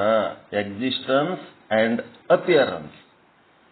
ಎಕ್ಸಿಸ್ಟೆನ್ಸ್ ಅಂತಂದ್ರ ಬ್ರಹ್ಮ ಇರುವಿಕೆಯ ಬಗ್ಗೆ ಅವನಿಗೆಲ್ಲ, ಅಪಿಯರೆನ್ಸ್ ಇದ್ರೆ ತೋರ್ಬೇಕಾಗಿತ್ತು. ಮತ್ತೆ ಐ ಡೋಂಟ್ ನೋ ಬ್ರಹ್ಮ ಅಂತಂದ್ರೆ ನಾಲೆಜ್, ಬ್ರಹ್ಮನ ಬಗ್ಗೆ ನನಗೆ ನಾಲೆಜ್ ಇಲ್ಲ, ನನಗೆ ಐಡಿಯಾ ಇಲ್ಲ ಅನ್ನೋದು ಅಜ್ಞಾನ. ಬ್ರಹ್ಮ ಎಕ್ಸಿಸ್ಟೆನ್ಸ್ ನಲ್ಲಿ ಇಲ್ಲ ಅಂದ್ರೆ ಇರುವಿಕೆಯಲ್ಲಿ ಇಲ್ಲ. ಯಾಕಂದ್ರೆ ಅವನದು ಅಪಿಯರೆನ್ಸ್ ಇಲ್ಲ, ಅವನ ತೋರುವಿಕೆ ಇಲ್ಲದ ಕಾರಣ ಇರುವಿಕೆ ಇಲ್ಲ ಅಂತ ಹಿಂಗ ಅನ್ತೀನಿ ಅಂತೇಳಿ ಇದು ಆಭಾಸನ ಎರಡನೇ ಆವರಣ. ಈ ಎರಡನೇ ಆವರಣದ ಬಗ್ಗೆ ನಾಳೆ ಡೀಟೇಲ್ ಆಗಿ ಚರ್ಚೆ ಮಾಡೋಣ. ಈಗ ಬ್ರಹ್ಮ ಬಗ್ಗೆ ನನಗೆ ಗೊತ್ತಿಲ್ಲ ಅನ್ನೋದ್ರ ಬಗ್ಗೆ ನಿಮಗೆ ಮನವರಿಕೆ ಆಗ್ಯದ ಅಂತ ಅನ್ಕೋತೀನಿ. ಏನಾರೆ ಸಂಶಯಗಳಿದ್ದು ಅಂತಂದ್ರೆ ಫೋನ್ ಮಾಡಿನೂ ನೀವು ಕೇಳಬಹುದು. ಅದಕ್ಕೆ ಫೋನ್ ನಂಬರ್ ಬರ್ಕೊಂಡಿರ್ರಿ. 9449312032. ಇದು ಫೋನ್ ನಂಬರ್ ಇಟ್ಕೊಂಡಿರ್ರಿ. ಈಗ ಇಲ್ಲೇ ಚರ್ಚೆ ಮಾಡ್ಬೇಕಂದ್ರೆ ಮುಂದೆಲ್ಲ ಸಮಯ ಬಹಳ ಮಹಾತ್ಮರು ಮಾತಾಡೋರು ಇರ್ತಾರೆ. ಆ ಚರ್ಚೆಯಲ್ಲಿ ಏನಾರ ವಿಶೇಷ ಅಂಶಗಳು ತೇಲಿ ಬಂದು ಅಂತಂದ್ರೆ ಅವು ನಾಳಿನ ಪಾಠದೊಳಗೆ ಹೇಳಕ್ ಬರ್ತದೆ. ಅದಕ್ಕೆ 9449312032 ಶರಣಬಸವ ಸ್ವಾಮಿ ಇನಾಮದಾರ್ ಹಿರೇಮಠ. ಇಷ್ಟು ಬರ್ಕೊಡ್ರಿ. ರಾಯಚೂರು ಅಂತ ಬರ್ಕೊಂಡ್ರಿ ಅಂದ್ರೆ ಏನಾದರೂ ಚರ್ಚೆ ಮಾಡಿದ್ರೆ ಮಾಡ್ಬೋದು. ಅಂತ ಅವಸ್ಥೆ ಒಳಗೆ ನೀವು ಇಲ್ಲವೇ ಇಲ್ಲ. ನೀವೆಲ್ಲ ಗಟ್ಟಿಮುಟ್ಟದಿರಿ, ಎಲ್ಲ ತಿಳಿದವ್ರದಿರಿ. ಹಿಂಗಾಗಿ ಯಾರಿಗಾರೆ ಇದ್ರೆ ಅಷ್ಟೇ ಒಳ್ಳೆಯದಾಗಲಿ. ಎಲ್ಲರಿಗೂ ಪರಮಾನಂದ ಪ್ರಾಪ್ತಿ ಭವ, ಸರ್ವ ದುಃಖ ನಿವೃತ್ತಿ ಭವ, ಇಷ್ಟಾರ್ಥ ಸಿದ್ಧಿರಸ್ತು, ಯಶಸ್ವಿ ಭವ, ಯಶಸ್ವಿ ಭವ. ಜೈ ಶುದ್ಧ ಬ್ರಹ್ಮ, ಜೈ ಜೈ ಶುದ್ಧ ಬ್ರಹ್ಮ, ಜೈ ಶುದ್ಧ ಬ್ರಹ್ಮ, ಜೈ ಜೈ ಶುದ್ಧ ಬ್ರಹ್ಮ. ಎಲ್ಲರಿಗೂ ಒಳಿತಾಗಲಿ, ಎಲ್ಲರಿಗೂ ಶುಭವಾಗಲಿ.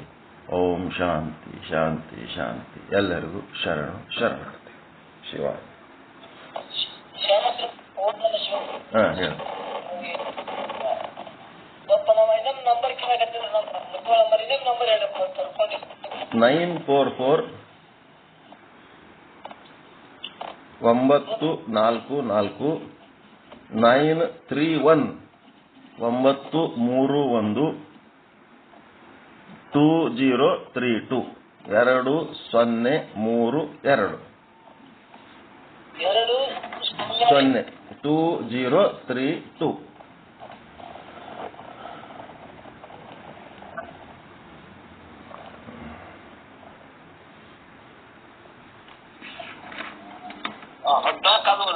ನಂಬರ್ 944-931-2032 2032.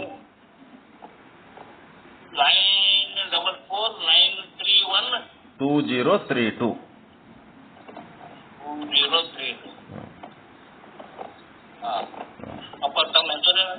ಶರಣಬಸವ ಸ್ವಾಮಿ ಇನಾಮದಾರ್ ಹಿರೇಮಠ, ರಾಯಚೂರು.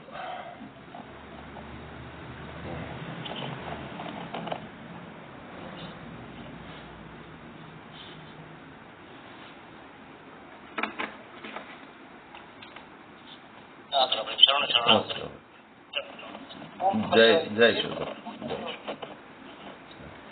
ಇದನ್ನ ಮತ್ತಿಷ್ಟು ನಮಗೆಲ್ಲರಿಗೂ ಕೂಡ ಒಂದು ವಿಚಾರ ಸಾಗರದೊಳಗೆ ಬರುವಂತದ್ದನ್ನ ಇಲ್ಲಿ ಅಸತ್ಪಾದ ಕಾರಣ, ಅಭಾಸಪಾದ ಕಾರಣ ಬಗ್ಗೆ ಅಲ್ಲಿ ಹೆಂಗಾಗ್ತು ಅನ್ನುವಂಥದ್ದನ್ನೆಲ್ಲ ನಮಗೆ ಬಹಳ ಸ್ಪಷ್ಟ ಹೇಳ್ಕೊತ ಬಂದಾರ. ಅದನ್ನು ಕೂಡ ನಮ್ಗೆ ತಿಳಿಸಿಕೊಟ್ಟಂತ ಪರಮ ಪೂಜ್ಯರಿಯ ಪಾದಕ್ಕೆ ಎಲ್ಲ ಪರಮ ಭಕ್ತಿ ನಮಗೆ ಸಲ್ಲಿಸೋಣ.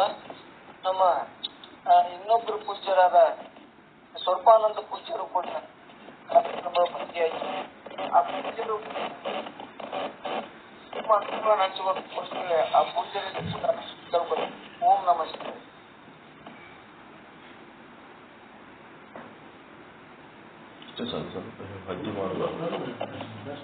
ಓಂ ನಮಃ ಶಿವಾಯ. ಸ್ವರ್ಪಾನಂದ ಪೂಜ್ಯ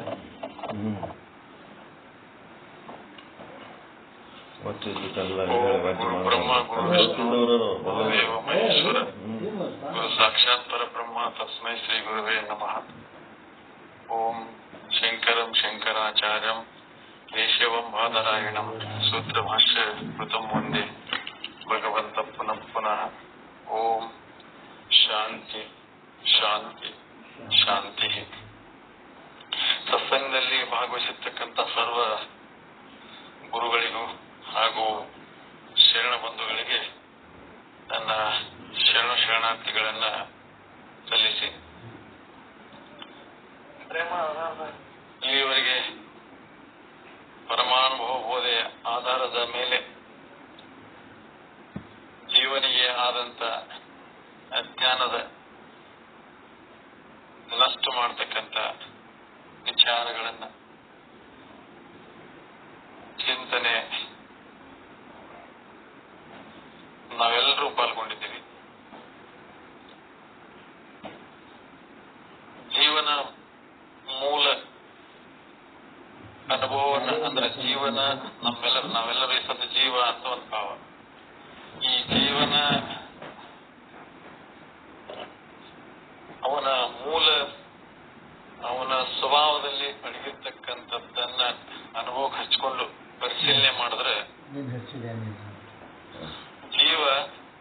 ಬ್ರಹ್ಮನೇ ಅದಾನ. ಆದ್ರೆ ಅವನಿಗೆ ಜೀವದ ಭಾವ ಬಂದದ್ದು. ಇದು ಎಲ್ಲರ ಅನುಭವದಲ್ಲಿ ಅದ. ಏನು ಭಾವ ಅದ ಅಂದ್ರೆ ನಾನು ಜೀವಾದೀನಿ ಅನ್ನುವಂತ ಭಾವ ಅದ. ಅಂದ್ರೆ ತೋರುವ ದೇಹ, ಮನ, ಬುದ್ಧಿ, ಈ ಅಹಂಕಾರ ಇವುಗಳ ಅಧ್ಯಾತ್ಮದಿಂದ ಅವನಿಗೆ ನಾನು ಜೀವನು, ಜನನ ಮರಣ, ಸುಖ ದುಃಖ, ಶೋಕ ಮೋಹ ಈ ಎಲ್ಲ ಬಾಧೆಗೆ ಒಳಪಟ್ಟವನು ಅನ್ನುವ ಭಾವ ಆತನಲ್ಲಿ ಬಂದದ್ದು. ಈ ಭಾವವನ್ನೇ ಅಥವಾ ಈ ಅನಿಸಿಕೆಯನ್ನೇ ಅಜ್ಞಾನ ಅಂತ ಕರೀತಾರೆ. ಅವನು ಈ ಅಜ್ಞಾನದ ಅವಸ್ಥೆಯಲ್ಲಿದ್ದಾಗನೂ ಕೂಡ ಬ್ರಹ್ಮವೇ ಇದ್ದಾನೆ. ಆಮೇಲೆ ಅವನು ತಿಳಿದ ಮೇಲೆ ಬ್ರಹ್ಮ ಆಗೋದಿಲ್ಲ ಅಂತ, ಬ್ರಹ್ಮನೇ ಇದ್ದೆ ಅಂತ ಗೊತ್ತಾಗ್ತದಷ್ಟೇ. ನಾನು ಬ್ರಹ್ಮವೇ ಇದ್ದೆ, ತಿಳಿಯುವ ಕಾಲದಲ್ಲಿ ಕೂಡ ತಿಳಿಲಾರದ ಕಾಲದಲ್ಲಿ ಕೂಡ ನಾನು ಬ್ರಹ್ಮವೇ ಇದ್ದೆ. ಈ ದೇಹ, ಮನ, ಬುದ್ಧಿ, ಅಹಂಕಾರ, ಚಿತ್ತಗಳ ಅಧ್ಯಾತ್ಮದಿಂದ ನನ್ನೊಳಗೆ ಈ ಭಾವ ಬಂದಿತ್ತು ಅಂತ ಗೊತ್ತಾಗ್ತದಷ್ಟೇ. ಈ ಜೀವನಿಗೆ ಇಲ್ಲಿ ನಾವು ಬ್ರಹ್ಮ ಅಂತಂದ್ರೆ ಅರಿವಿನ ಸ್ವರೂಪ, ಶುದ್ಧ ಅರಿವಿನ ಸ್ವರೂಪ. ಈಗ 12 ತಾಸು ಹಗಲಿನಲ್ಲಿ ಈ ತೋರ್ತನಲ್ಲ ಈ ಜೀವ, ಜಾಗ್ರತ ಜೀವ ಅಂತ ಹೀಗೆ ಕರೆದ್ರು. ಈ ಇವನೇ ಸತ್ಯ ಅಂತ ನಾವು ನಂಬಿದ್ದೇವೆ. ಇದೇ ಸಮಸ್ಯೆ ಇರೋದು. ಇವನು ಅರಿವಿನ ಸ್ವರೂಪನೇ. ಪ್ರಪಂಚ ದೇಹ, ಮನಸ್ಸು, ಬುದ್ಧಿ, ಇಂದ್ರಿಯಗಳು ಹಿಡ್ಕೊಂಡು ನಾನು ಅರಿವಿನ ಸ್ವರೂಪನಾಗಿದ್ದರೂ ಕೂಡ ಜಡ ಜೊತೆಗೆ ಕೂಡಿಕೊಂಡು ನಾನು ಜಡ ಅಂತ ತಿಳ್ಕೊಂಡು ಪ್ರಪಂಚದ ವ್ಯವಹಾರಗಳನ್ನು ಮಾಡ್ಕೊಂಡು ಹೋಗ್ತಾನೆ. ಅದರಲ್ಲಿ ಬರುವಂತ ಸುಖ ದುಃಖಗಳನ್ನು ಭೋಗಿಸ್ತಾನೆ. ಸಹಜವಾಗಿ ದೇಹ ನಾನು ಅಂತಂದಾಗ ಅಲ್ಲಿ ಕರ್ತೃತ್ವ ಭೋಕ್ತೃತ್ವ ಸಹಜವಾಗಿ ಬಂದ್ಬಿಡ್ತದೆ. ಈ ಜೀವ ಇಲ್ಲಿ ನಾವು ಮೂಲವಾಗಿ ಗೊತ್ತು ಮಾಡ್ಕೋ, ಈ ನಾನು ಅಂತದಲ್ಲ. ಈ ನಾನು, ಈಗ ಈ ನಾನು ತೋರಿಕೆಯ ನಾನು, ಸತ್ಯವಾದಂತ ನಾನು ಏನು ಅದು ಪ್ರಶ್ನೆ ಇಲ್ಲಿ. ಈ 12 ತಾಸು ಜಾಗದಲ್ಲಿ ತೋರ್ತಕ್ಕಂಥ ಈ ನಾನು ಏನದಾನ, ಇವ ಸತ್ಯವಾದಂತ ನಾನು ಅದಾನೇನು ಅಲ್ಲ. ಇವನ ಸ್ವರೂಪ ಇಲ್ಲಿಗೆ ನಿಂತದ. ಪ್ರಪಂಚ ಅವನ ಅಲಗಾಡಿಸೋದೇ ಇಲ್ಲ. ಆ ನಂಬಿಕೆ ಗಟ್ಟಿ ಹಿಡ್ಕೊಂಡ್ಬಿಟ್ರ ಅವ್ರು. ಇದೇ ನಾನು, ಇದರಿಂದ ವ್ಯವಹಾರದ ಮಾಡ್ಕೊಂತ ಹೋಗಿ ಬಿಡೋದು, ಇದೇ ಜೀವನ, ಇಷ್ಟೇ ನಿಂತ್ಬಿಟ್ಟಾರೆ ಎಲ್ಲರೂ. ಇದ್ರ ಮುಂದುವರೆದು ನೋಡೇ ಇಲ್ಲ ಇದು ನಿಜವಾದ ನನ್ನ ಸ್ವರೂಪ ಏನು ಅಂತ ವಿಚಾರ ಮಾಡಿಲ್ಲ. ಸೊ ವಿಚಾರ ಮಾಡಿ ಶಾಸ್ತ್ರ ಗ್ರಂಥ ಮಹಾತ್ಮರ ಅನುಭವ ಏನ್ ಹೇಳ್ತದಂದ್ರೆ, ಇದನ್ನ ವಿಚಾರ ಮಾಡಿ, ನೀನು ಏನು ತಿಳ್ಕೊಂಡಿದಲ್ಲ ಇದನ್ನ ವಿಚಾರ ಮಾಡು. ಈ ಸದ್ದೇನು ನಾನು ನಾನು ಅಂತಿಲ್ಲ, ಈ ನಾನು ಅನ್ನುವಂಥದ್ದು ನಿನ್ನ ಭಾವ ಏನದಲ್ಲ ಇದು ಹುಸಿ ಅದ. ಇವೆಲ್ಲವುಗಳ ಅಧ್ಯಾತ್ಮದಿಂದ ನಿನ್ನಲ್ಲಿ ತೋರ್ತಕ್ಕಂಥದ್ದು ಹೊರತು ವಾಸ್ತವದಲ್ಲಿ ಇದು ಸತ್ಯ ಅಲ್ಲ ಅಂತಾನೆ ಶಾಸ್ತ್ರ ಹೇಳ್ತದೆ. ವಿಚಾರ ಮಾಡಿ ನೋಡು ನೀನು. ಸೊ ಇವನ 3 ಅವಸ್ಥೆಗಳನ್ನ ಪರಿಶೀಲನೆ ಮಾಡಿದ್ರೆ, ಜಾಗ್ರ, ಸ್ವಪ್ನ, ಸುಸುಪ್ತಿ, ಶಂಕರಾಚಾರ್ಯರು ಈ 3 ಸಾರ್ವತ್ರಿಕ ಅನುಭವಗಳನ್ನು ಎತ್ಕೊಂಡನೆ ಆತ್ಮಜ್ಞಾನ ಅಂದ್ರೆ ನನ್ನ ಸ್ವರೂಪದ ಜ್ಞಾನವನ್ನ ಆತಗೆ ಅರಿವಾಗುವ ಹಾಗೆ ತಿಳಿಸ್ತಕ್ಕಂಥದ್ದು. ಅದಕ್ಕೆ ಶಂಕರಾಚಾರ್ಯರ ಅದ್ವೈತ ಜಗತ್ತಿನ ಎಲ್ಲ ಕಡೆ ಪ್ರಸ್ತುತವಾಗಿರ್ತಕ್ಕಂಥದ್ದು. ಸಾರ್ವತ್ರಿಕ ಅನುಭವಗಳನ್ನು ತೆಗೆದುಕೊಂಡು, ಸಾರ್ವತ್ರಿಕ ಪೂರ್ಣಾನುಭವಗಳು ಇವುಗಳನ್ನು ತೆಗೆದುಕೊಂಡು ಜೀವನಿಗೆ ತನ್ನ ನಿಜದ ಅರಿವು, ಅವನಿಗೆ ಅರಿವು ಅದ, ನಿಜದ ಅರಿವು. ಈ ಸದ್ಯ ನಮಗೆಲ್ಲರಿಗೆ ಅದ ಅರಿವು ಅದ, ನಮ್ಗೆ ಅದ್ರ ನಿಜದ ಅರಿವು, ನಿಜ ನಾನು ನಿಜವಾಗ್ಲೂ ಏನಿದ್ದೀನೇನೋ ಅಂತದ ಅರಿವು ನಮಗೇನಾಗೈತಿ, ಅದು ವಿಲುಪ್ತ ಆಗೈತಿ. ಅಂದ್ರೆ ಅದು ನಮ್ಗೆ ಇಲ್ಲ, ಅದು ನಿಜದ ಅರಿವು ಇಲ್ಲ ನಮ್ಗೆ. ನಿಜವಾಗ್ಲೂ ಹೇಗಿದ್ದೀನಿ ಅನ್ನುವಂತ ಅರಿವು ಇಲ್ಲ. ಸೊ ನಿಜವಾಗ್ಲೂ ನಾನು ಹೆಂಗಿದ್ದೀನಿ ಅನ್ನುವಂಥದ್ದಕ್ಕೆ ನನಗ್ ಬರ್ಬೇಕಾದ್ರೆ ನನ್ನ ಅನುಭವನೇ ನೋಡ್ಬೇಕಾಗ್ತದೆ. ನನ್ನ ಮೂಲ ಅನುಭವ ನೋಡ್ಬೇಕು. ನನ್ನ ಮೂಲ ಸಮಸ್ಯೆ ಏನದ, ನಾನು ಬ್ರಹ್ಮ ಇದ್ದೀನಿ, ಆದ್ರೆ ಬಂದಿದ್ದು ಜೀವಾದೀನಿ ಅಂತ ಭಾವ ಬಂದದ, ಅನಿಸಿಕೆ ಬಂದದ್ದು, ತಪ್ಪು ತಿಳುವಳಿಕೆ ಬಂದದ್ದು. ಸೊ ಇದು ಹೋಗ್ಲಾಡ್ಸ್ಬೇಕಾದ್ರೆ ನಿನ್ನೆ ಅನುಭವ ಅಂತ ನೋಡ್ಬೇಕಾಗ್ತದೆ. ನನ್ನ ಅನುಭವವನ್ನು ನಾನು ಪರಿಶೀಲನೆ ಮಾಡಿದಾಗ ನಾನು ಯಾರು ಅನ್ನುವಂಥದ್ದು ನನಗೆ ಗೊತ್ತಾಗ್ತದೆ. ಸೊ ಕನಸು ಮತ್ತು ನಿದ್ರಾ ಅವಸ್ಥೆ ಎರಡು ಅವಸ್ಥೆಗಳನ್ನ ತಾನು ನೋಡಿದ್ರೆ ಸೊ ಈ ಜಾಗ್ರದಲ್ಲಿ ಇದೇ ಸತ್ಯ ಅನ್ನುವಂಥದ್ದು, ಅಂದ್ರೆ ಈ ಸತ್ಯವನ್ನು ನಾನು ಅದೀನಿ, ಈ ನಾನುವೇ ಸತ್ಯ ಎಂದು ನಾನು ವ್ಯವಹರಿಸುವಂತವನು ಇವನು ಕನಸಿನಲ್ಲಿ ಇಲ್ಲ. ಇದನ್ನ ಯಾರಿಗೆ ಹೇಳೋದಾಗಿದೆ? ಜಾಗ್ರದಲ್ಲಿದ್ದವನಿಗೆ ಹೇಳಬೇಕಾಗಿದೆ. ಈ ಜಾಗ್ರದಾಗ ನಾವೇನು ಅದೀವಿಲ್ಲ, ಇದನ್ನೇ ಮನವರಿಕೆ ಮಾಡ್ಕೋಬೇಕಾಗೈತಿ. ಹೌದು, ಈ ಭಾವದಲ್ಲ, ಇಲ್ಲಲ್ಲ, ಇದು ಜಾಗ್ರದಲ್ಲಿ ತೋರ್ತದಲ್ಲ ಏನು ಭಾವ, ಇಂದ್ರಿಯಗಳು, ಮನಸ್ಸು, ಇದ್ರ ವ್ಯವಹಾರ, ಇದು ಕನಸಿನಲ್ಲಿ ಇಲ್ಲವಲ್ಲ. ಹಾಗಾದ್ರೆ ಈ ತೋರಿಕೆಯ ಜಾಗ್ರದಲ್ಲಿ ತೋರಿಕೆಯ ಈ ಏನೋದಲ್ಲ, ಇದು ಭಾವ, ನಾನು ಅನ್ನುವಂಥ ಭಾವ, ಇದು ಕನಸಿನಲ್ಲಿ ಇಲ್ಲ. ಸೊ ಕನಸಿನಲ್ಲಿ ಇಲ್ಲ ಅಂದಾಗ ನಮ್ಗೇನಾಯ್ತು? ಈ ಜಾಗ್ರದ ತೋರಿಕೆಯ ನಾನು ಇವ ಹುಷಿ ಅದಾನ ಅನ್ನುವಂಥದ್ದು. ಅಲ್ಲಿ ಈಗ ನಾವು ಇದು ಮಾತೇನಾಗ್ತದ ಕೇಳ್ದೇವೆ ಅಷ್ಟೇ, ಈಗ ಹೇಳ್ತೀವಿ, ತಾವೆಲ್ಲರೂ ಕೇಳಿದ್ರಿ ಅಥವಾ ನಾನು ಕೇಳಿದೆ. ಸೊ ಆದ್ರೆ ಅನುಭವ ಅಂತಕ್ಕಂಥದ್ದು ಅದಲ್ಲ, ತನ್ನನ್ನು ತಾನು ನೋಡ್ತಕ್ಕಂಥದ್ದು ಅನುಭವ ಅಥವಾ ಸಾಮರ್ಥ್ಯ ಅಂತದಲ್ಲ. ಅವಾಗ ಈ ಹುಸಿ ತೋರಿಕೆಯ ಭಾವವನ್ನು ಬೇರ್ಪಡಿಸಿ ನೋಡ್ಬಿಡ್ತಾನೆ ಆ ಟೈಮ್ದಲ್ಲೇನೆ. ಹುಸಿ ತೋರಿಕೆಯ ಭಾವ ಅಥವಾ ಆ ಹುಸಿ ತೋರಿಕೆಯ ಭಾವದಲ್ಲಿನೇ ಗೊತ್ತಾಗ್ಬಿಡ್ತದೆ, ಹೌದು ಇದು ಈ ಸದ್ಯ ಚೇತನ ಅಂತ ಭಾವ, ಇದು ನಿದ್ರೊಳಗೆ ಇದ್ದಿದ್ದಿಲ್ಲ, ಕನಸಾಗಿದ್ದಿಲ್ಲ ಅಂತ. ಸೊ ಆ ದರ್ಶನ ಏನದಲ್ಲ, ಅದು ನಿತ್ಯವಾಗಿ ನಾವು ಶ್ರವಣ ಮಾಡೋದ್ರಿಂದ, ನಮ್ಮ ಅನುಭವಗಳನ್ನು ನಾವು ನಿರಂತರ ಪರಿಶೀಲನೆ ಮಾಡುವುದರಿಂದ ನಮ್ಮ ಸ್ವರೂಪದ ಯಥಾರ್ಥ ಅರಿವು ನಮಗೆ ಆಗ್ತದೆ. ಜೀವನ ಒಂದು ಮೂಲ ಪ್ರಶ್ನೆ ಏನದ ಅಂತಂದ್ರೆ, ತಾನು ಬ್ರಹ್ಮವೇ ಇದ್ದು ಅವನು ಜೀವ ಅಂತ ಅವನು ತಿಳ್ಕೊಂಡಾನ. ಇಲ್ಲಿ ಬ್ರಹ್ಮನನ್ನು ಹೋಗಿ ಕೂಡುವುದಲ್ಲ, ಬ್ರಹ್ಮನನ್ನು ತಿಳಿಯುವುದಲ್ಲ, ಇವ ಬ್ರಹ್ಮ ಆಗುವುದೂ ಅಲ್ಲ. ಬ್ರಹ್ಮ ಇದ್ದಾನ ಅವನು, ಅದ್ರ ತಿಳುವಳಿಕೆ ಏನಾಗಿದೆ ಜೊತೆಗೆ ಜೀವ ಅಂತ ಅನ್ನುವಂಥ ಬಂದದೆ. ಆ ಜೀವ ತಿಳುವಳಿಕೆಯನ್ನ ನಿರಂತರ ನಿತ್ಯ ಶ್ರವಣ ಮಾಡ್ತಾ ಶಾಸ್ತ್ರದ ಉಪಾಯಗಳನ್ನ ಅನುಭವದ ಆಧಾರದ ಮೇಲೆ ಅವುಗಳನ್ನ ನೋಡ್ತಾ ಹೋದೆವತ್ತಂದ್ರೆ ಈ ಜೀವ ಭಾವ ಅಂತಕ್ಕಂಥದ್ದು ದೂರ ಹೋಗಿ ತಾನು ಸತ್ಯ ನಿತ್ಯ ಪರಿಪೂರ್ಣನಾಗಿರ್ತಕ್ಕಂಥ, ಸಹಜನಾಗಿರ್ತಕ್ಕಂಥ, ಸರಳನಾಗಿರ್ತಕ್ಕಂಥ ಅರಿವಿನ ಸ್ವರೂಪನ ನಾನು ಅದೀನಿ ಅನ್ನುವಂಥದ್ದು ತಮಗೆ ಗೊತ್ತಾಗ್ತದೆ ಅಂತಕ್ಕಂಥ ಮಾತನ್ನ ಹೇಳಿ ನಮ್ಮ ಎರಡು ಮಾತುಗಳಿಗೆ ಮಂಗಳವನ್ನು ಕೊಡ್ತಾ ಇದ್ದೇವೆ. ಎಲ್ಲರಿಗೂ ಶರಣ.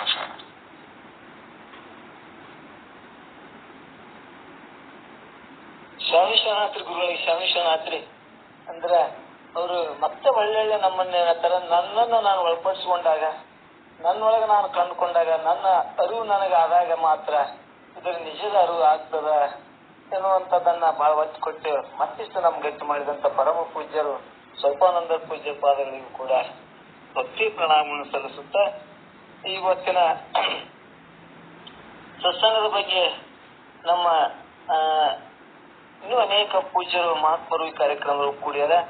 ನಮ್ಮ ಮುದ್ದೇಬಾಳದ ಚಂದ್ರಶೇಖರ್ ನಾಗರ ಗುರುಗಳು ಕೂಡ ಈ ಕಾರ್ಯಕ್ರಮಗಳು ಭಾಗಿಯಾಗ್ಯಾರ. ಆ ಪೂಜ್ಯರು ಕೂಡ ತಮ್ಮ ಅನಿಸಿಕೆಗಳನ್ನ ಹಂಚಿಕೊಳ್ಬೇಕು ಅಂತೇಳಿ ಅವರಲ್ಲಿ ಕೇಳ್ಕೊತೀನಿ. ಓಂ ನಮಃ ಶಿವಾಯ. ಚಂದ್ರಶೇಖರ್ ನಾಗರಾಜ್ ಗುರುಗಳ ಓಂ ನಮಃ ಶಿವಾಯ.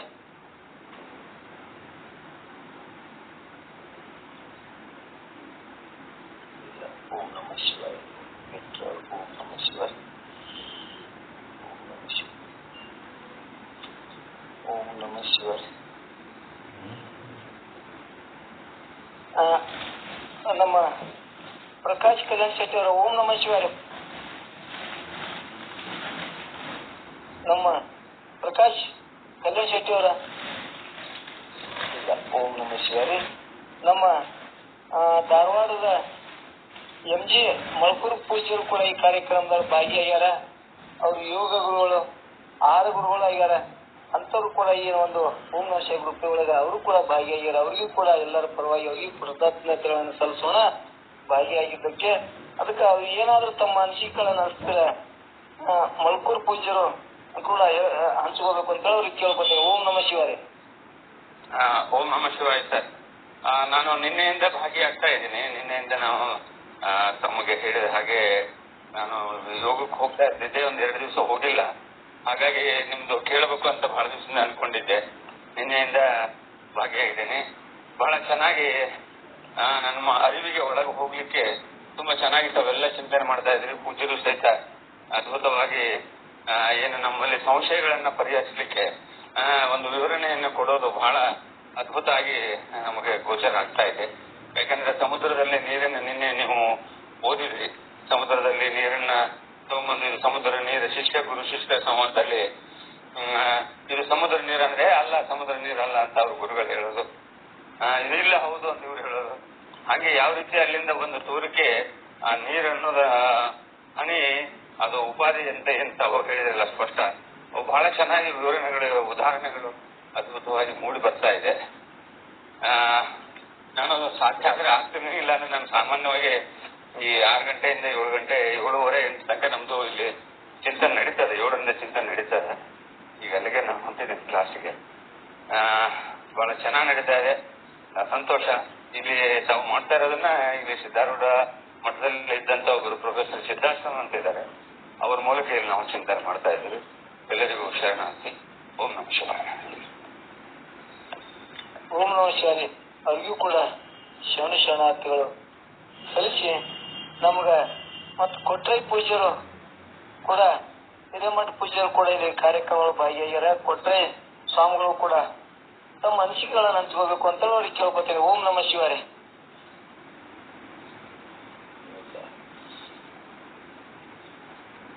ಕೊಟ್ರೈ ಪೂಜ್ಯ ಓಂ ನಮಃ ಶಿವಾಯ.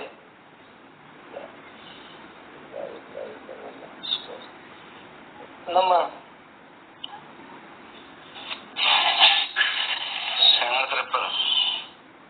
ಶರಣಾರ್ಥಿಗಳು ಹಾಗಾಗಿ ತಾವು ಇದು ಮಾಡಿದ್ರೆ ಅದನ್ನ ಬಟನ್ ಹೊಂದಿಟ್ಟಿಗೆ ಬ್ಯಾರೆ ಬಟನ್ ಹೊಡ್ಯಾನ ಅಪ್ಪ. ನಾ ಕೊಟ್ರೆ ಮುಂದೆ ಮಾತಾಡಕತ್ತೇನೆ ಸ್ವಲ್ಪ ನೀವು ಮಾತಾಡ ಮತ್ತೆ ಬರ್ತಾ ಮಾತಾಡ ಬರ್ತಿದ್ರೆ ನಾ ಬಿಡ್ತೀನಿ.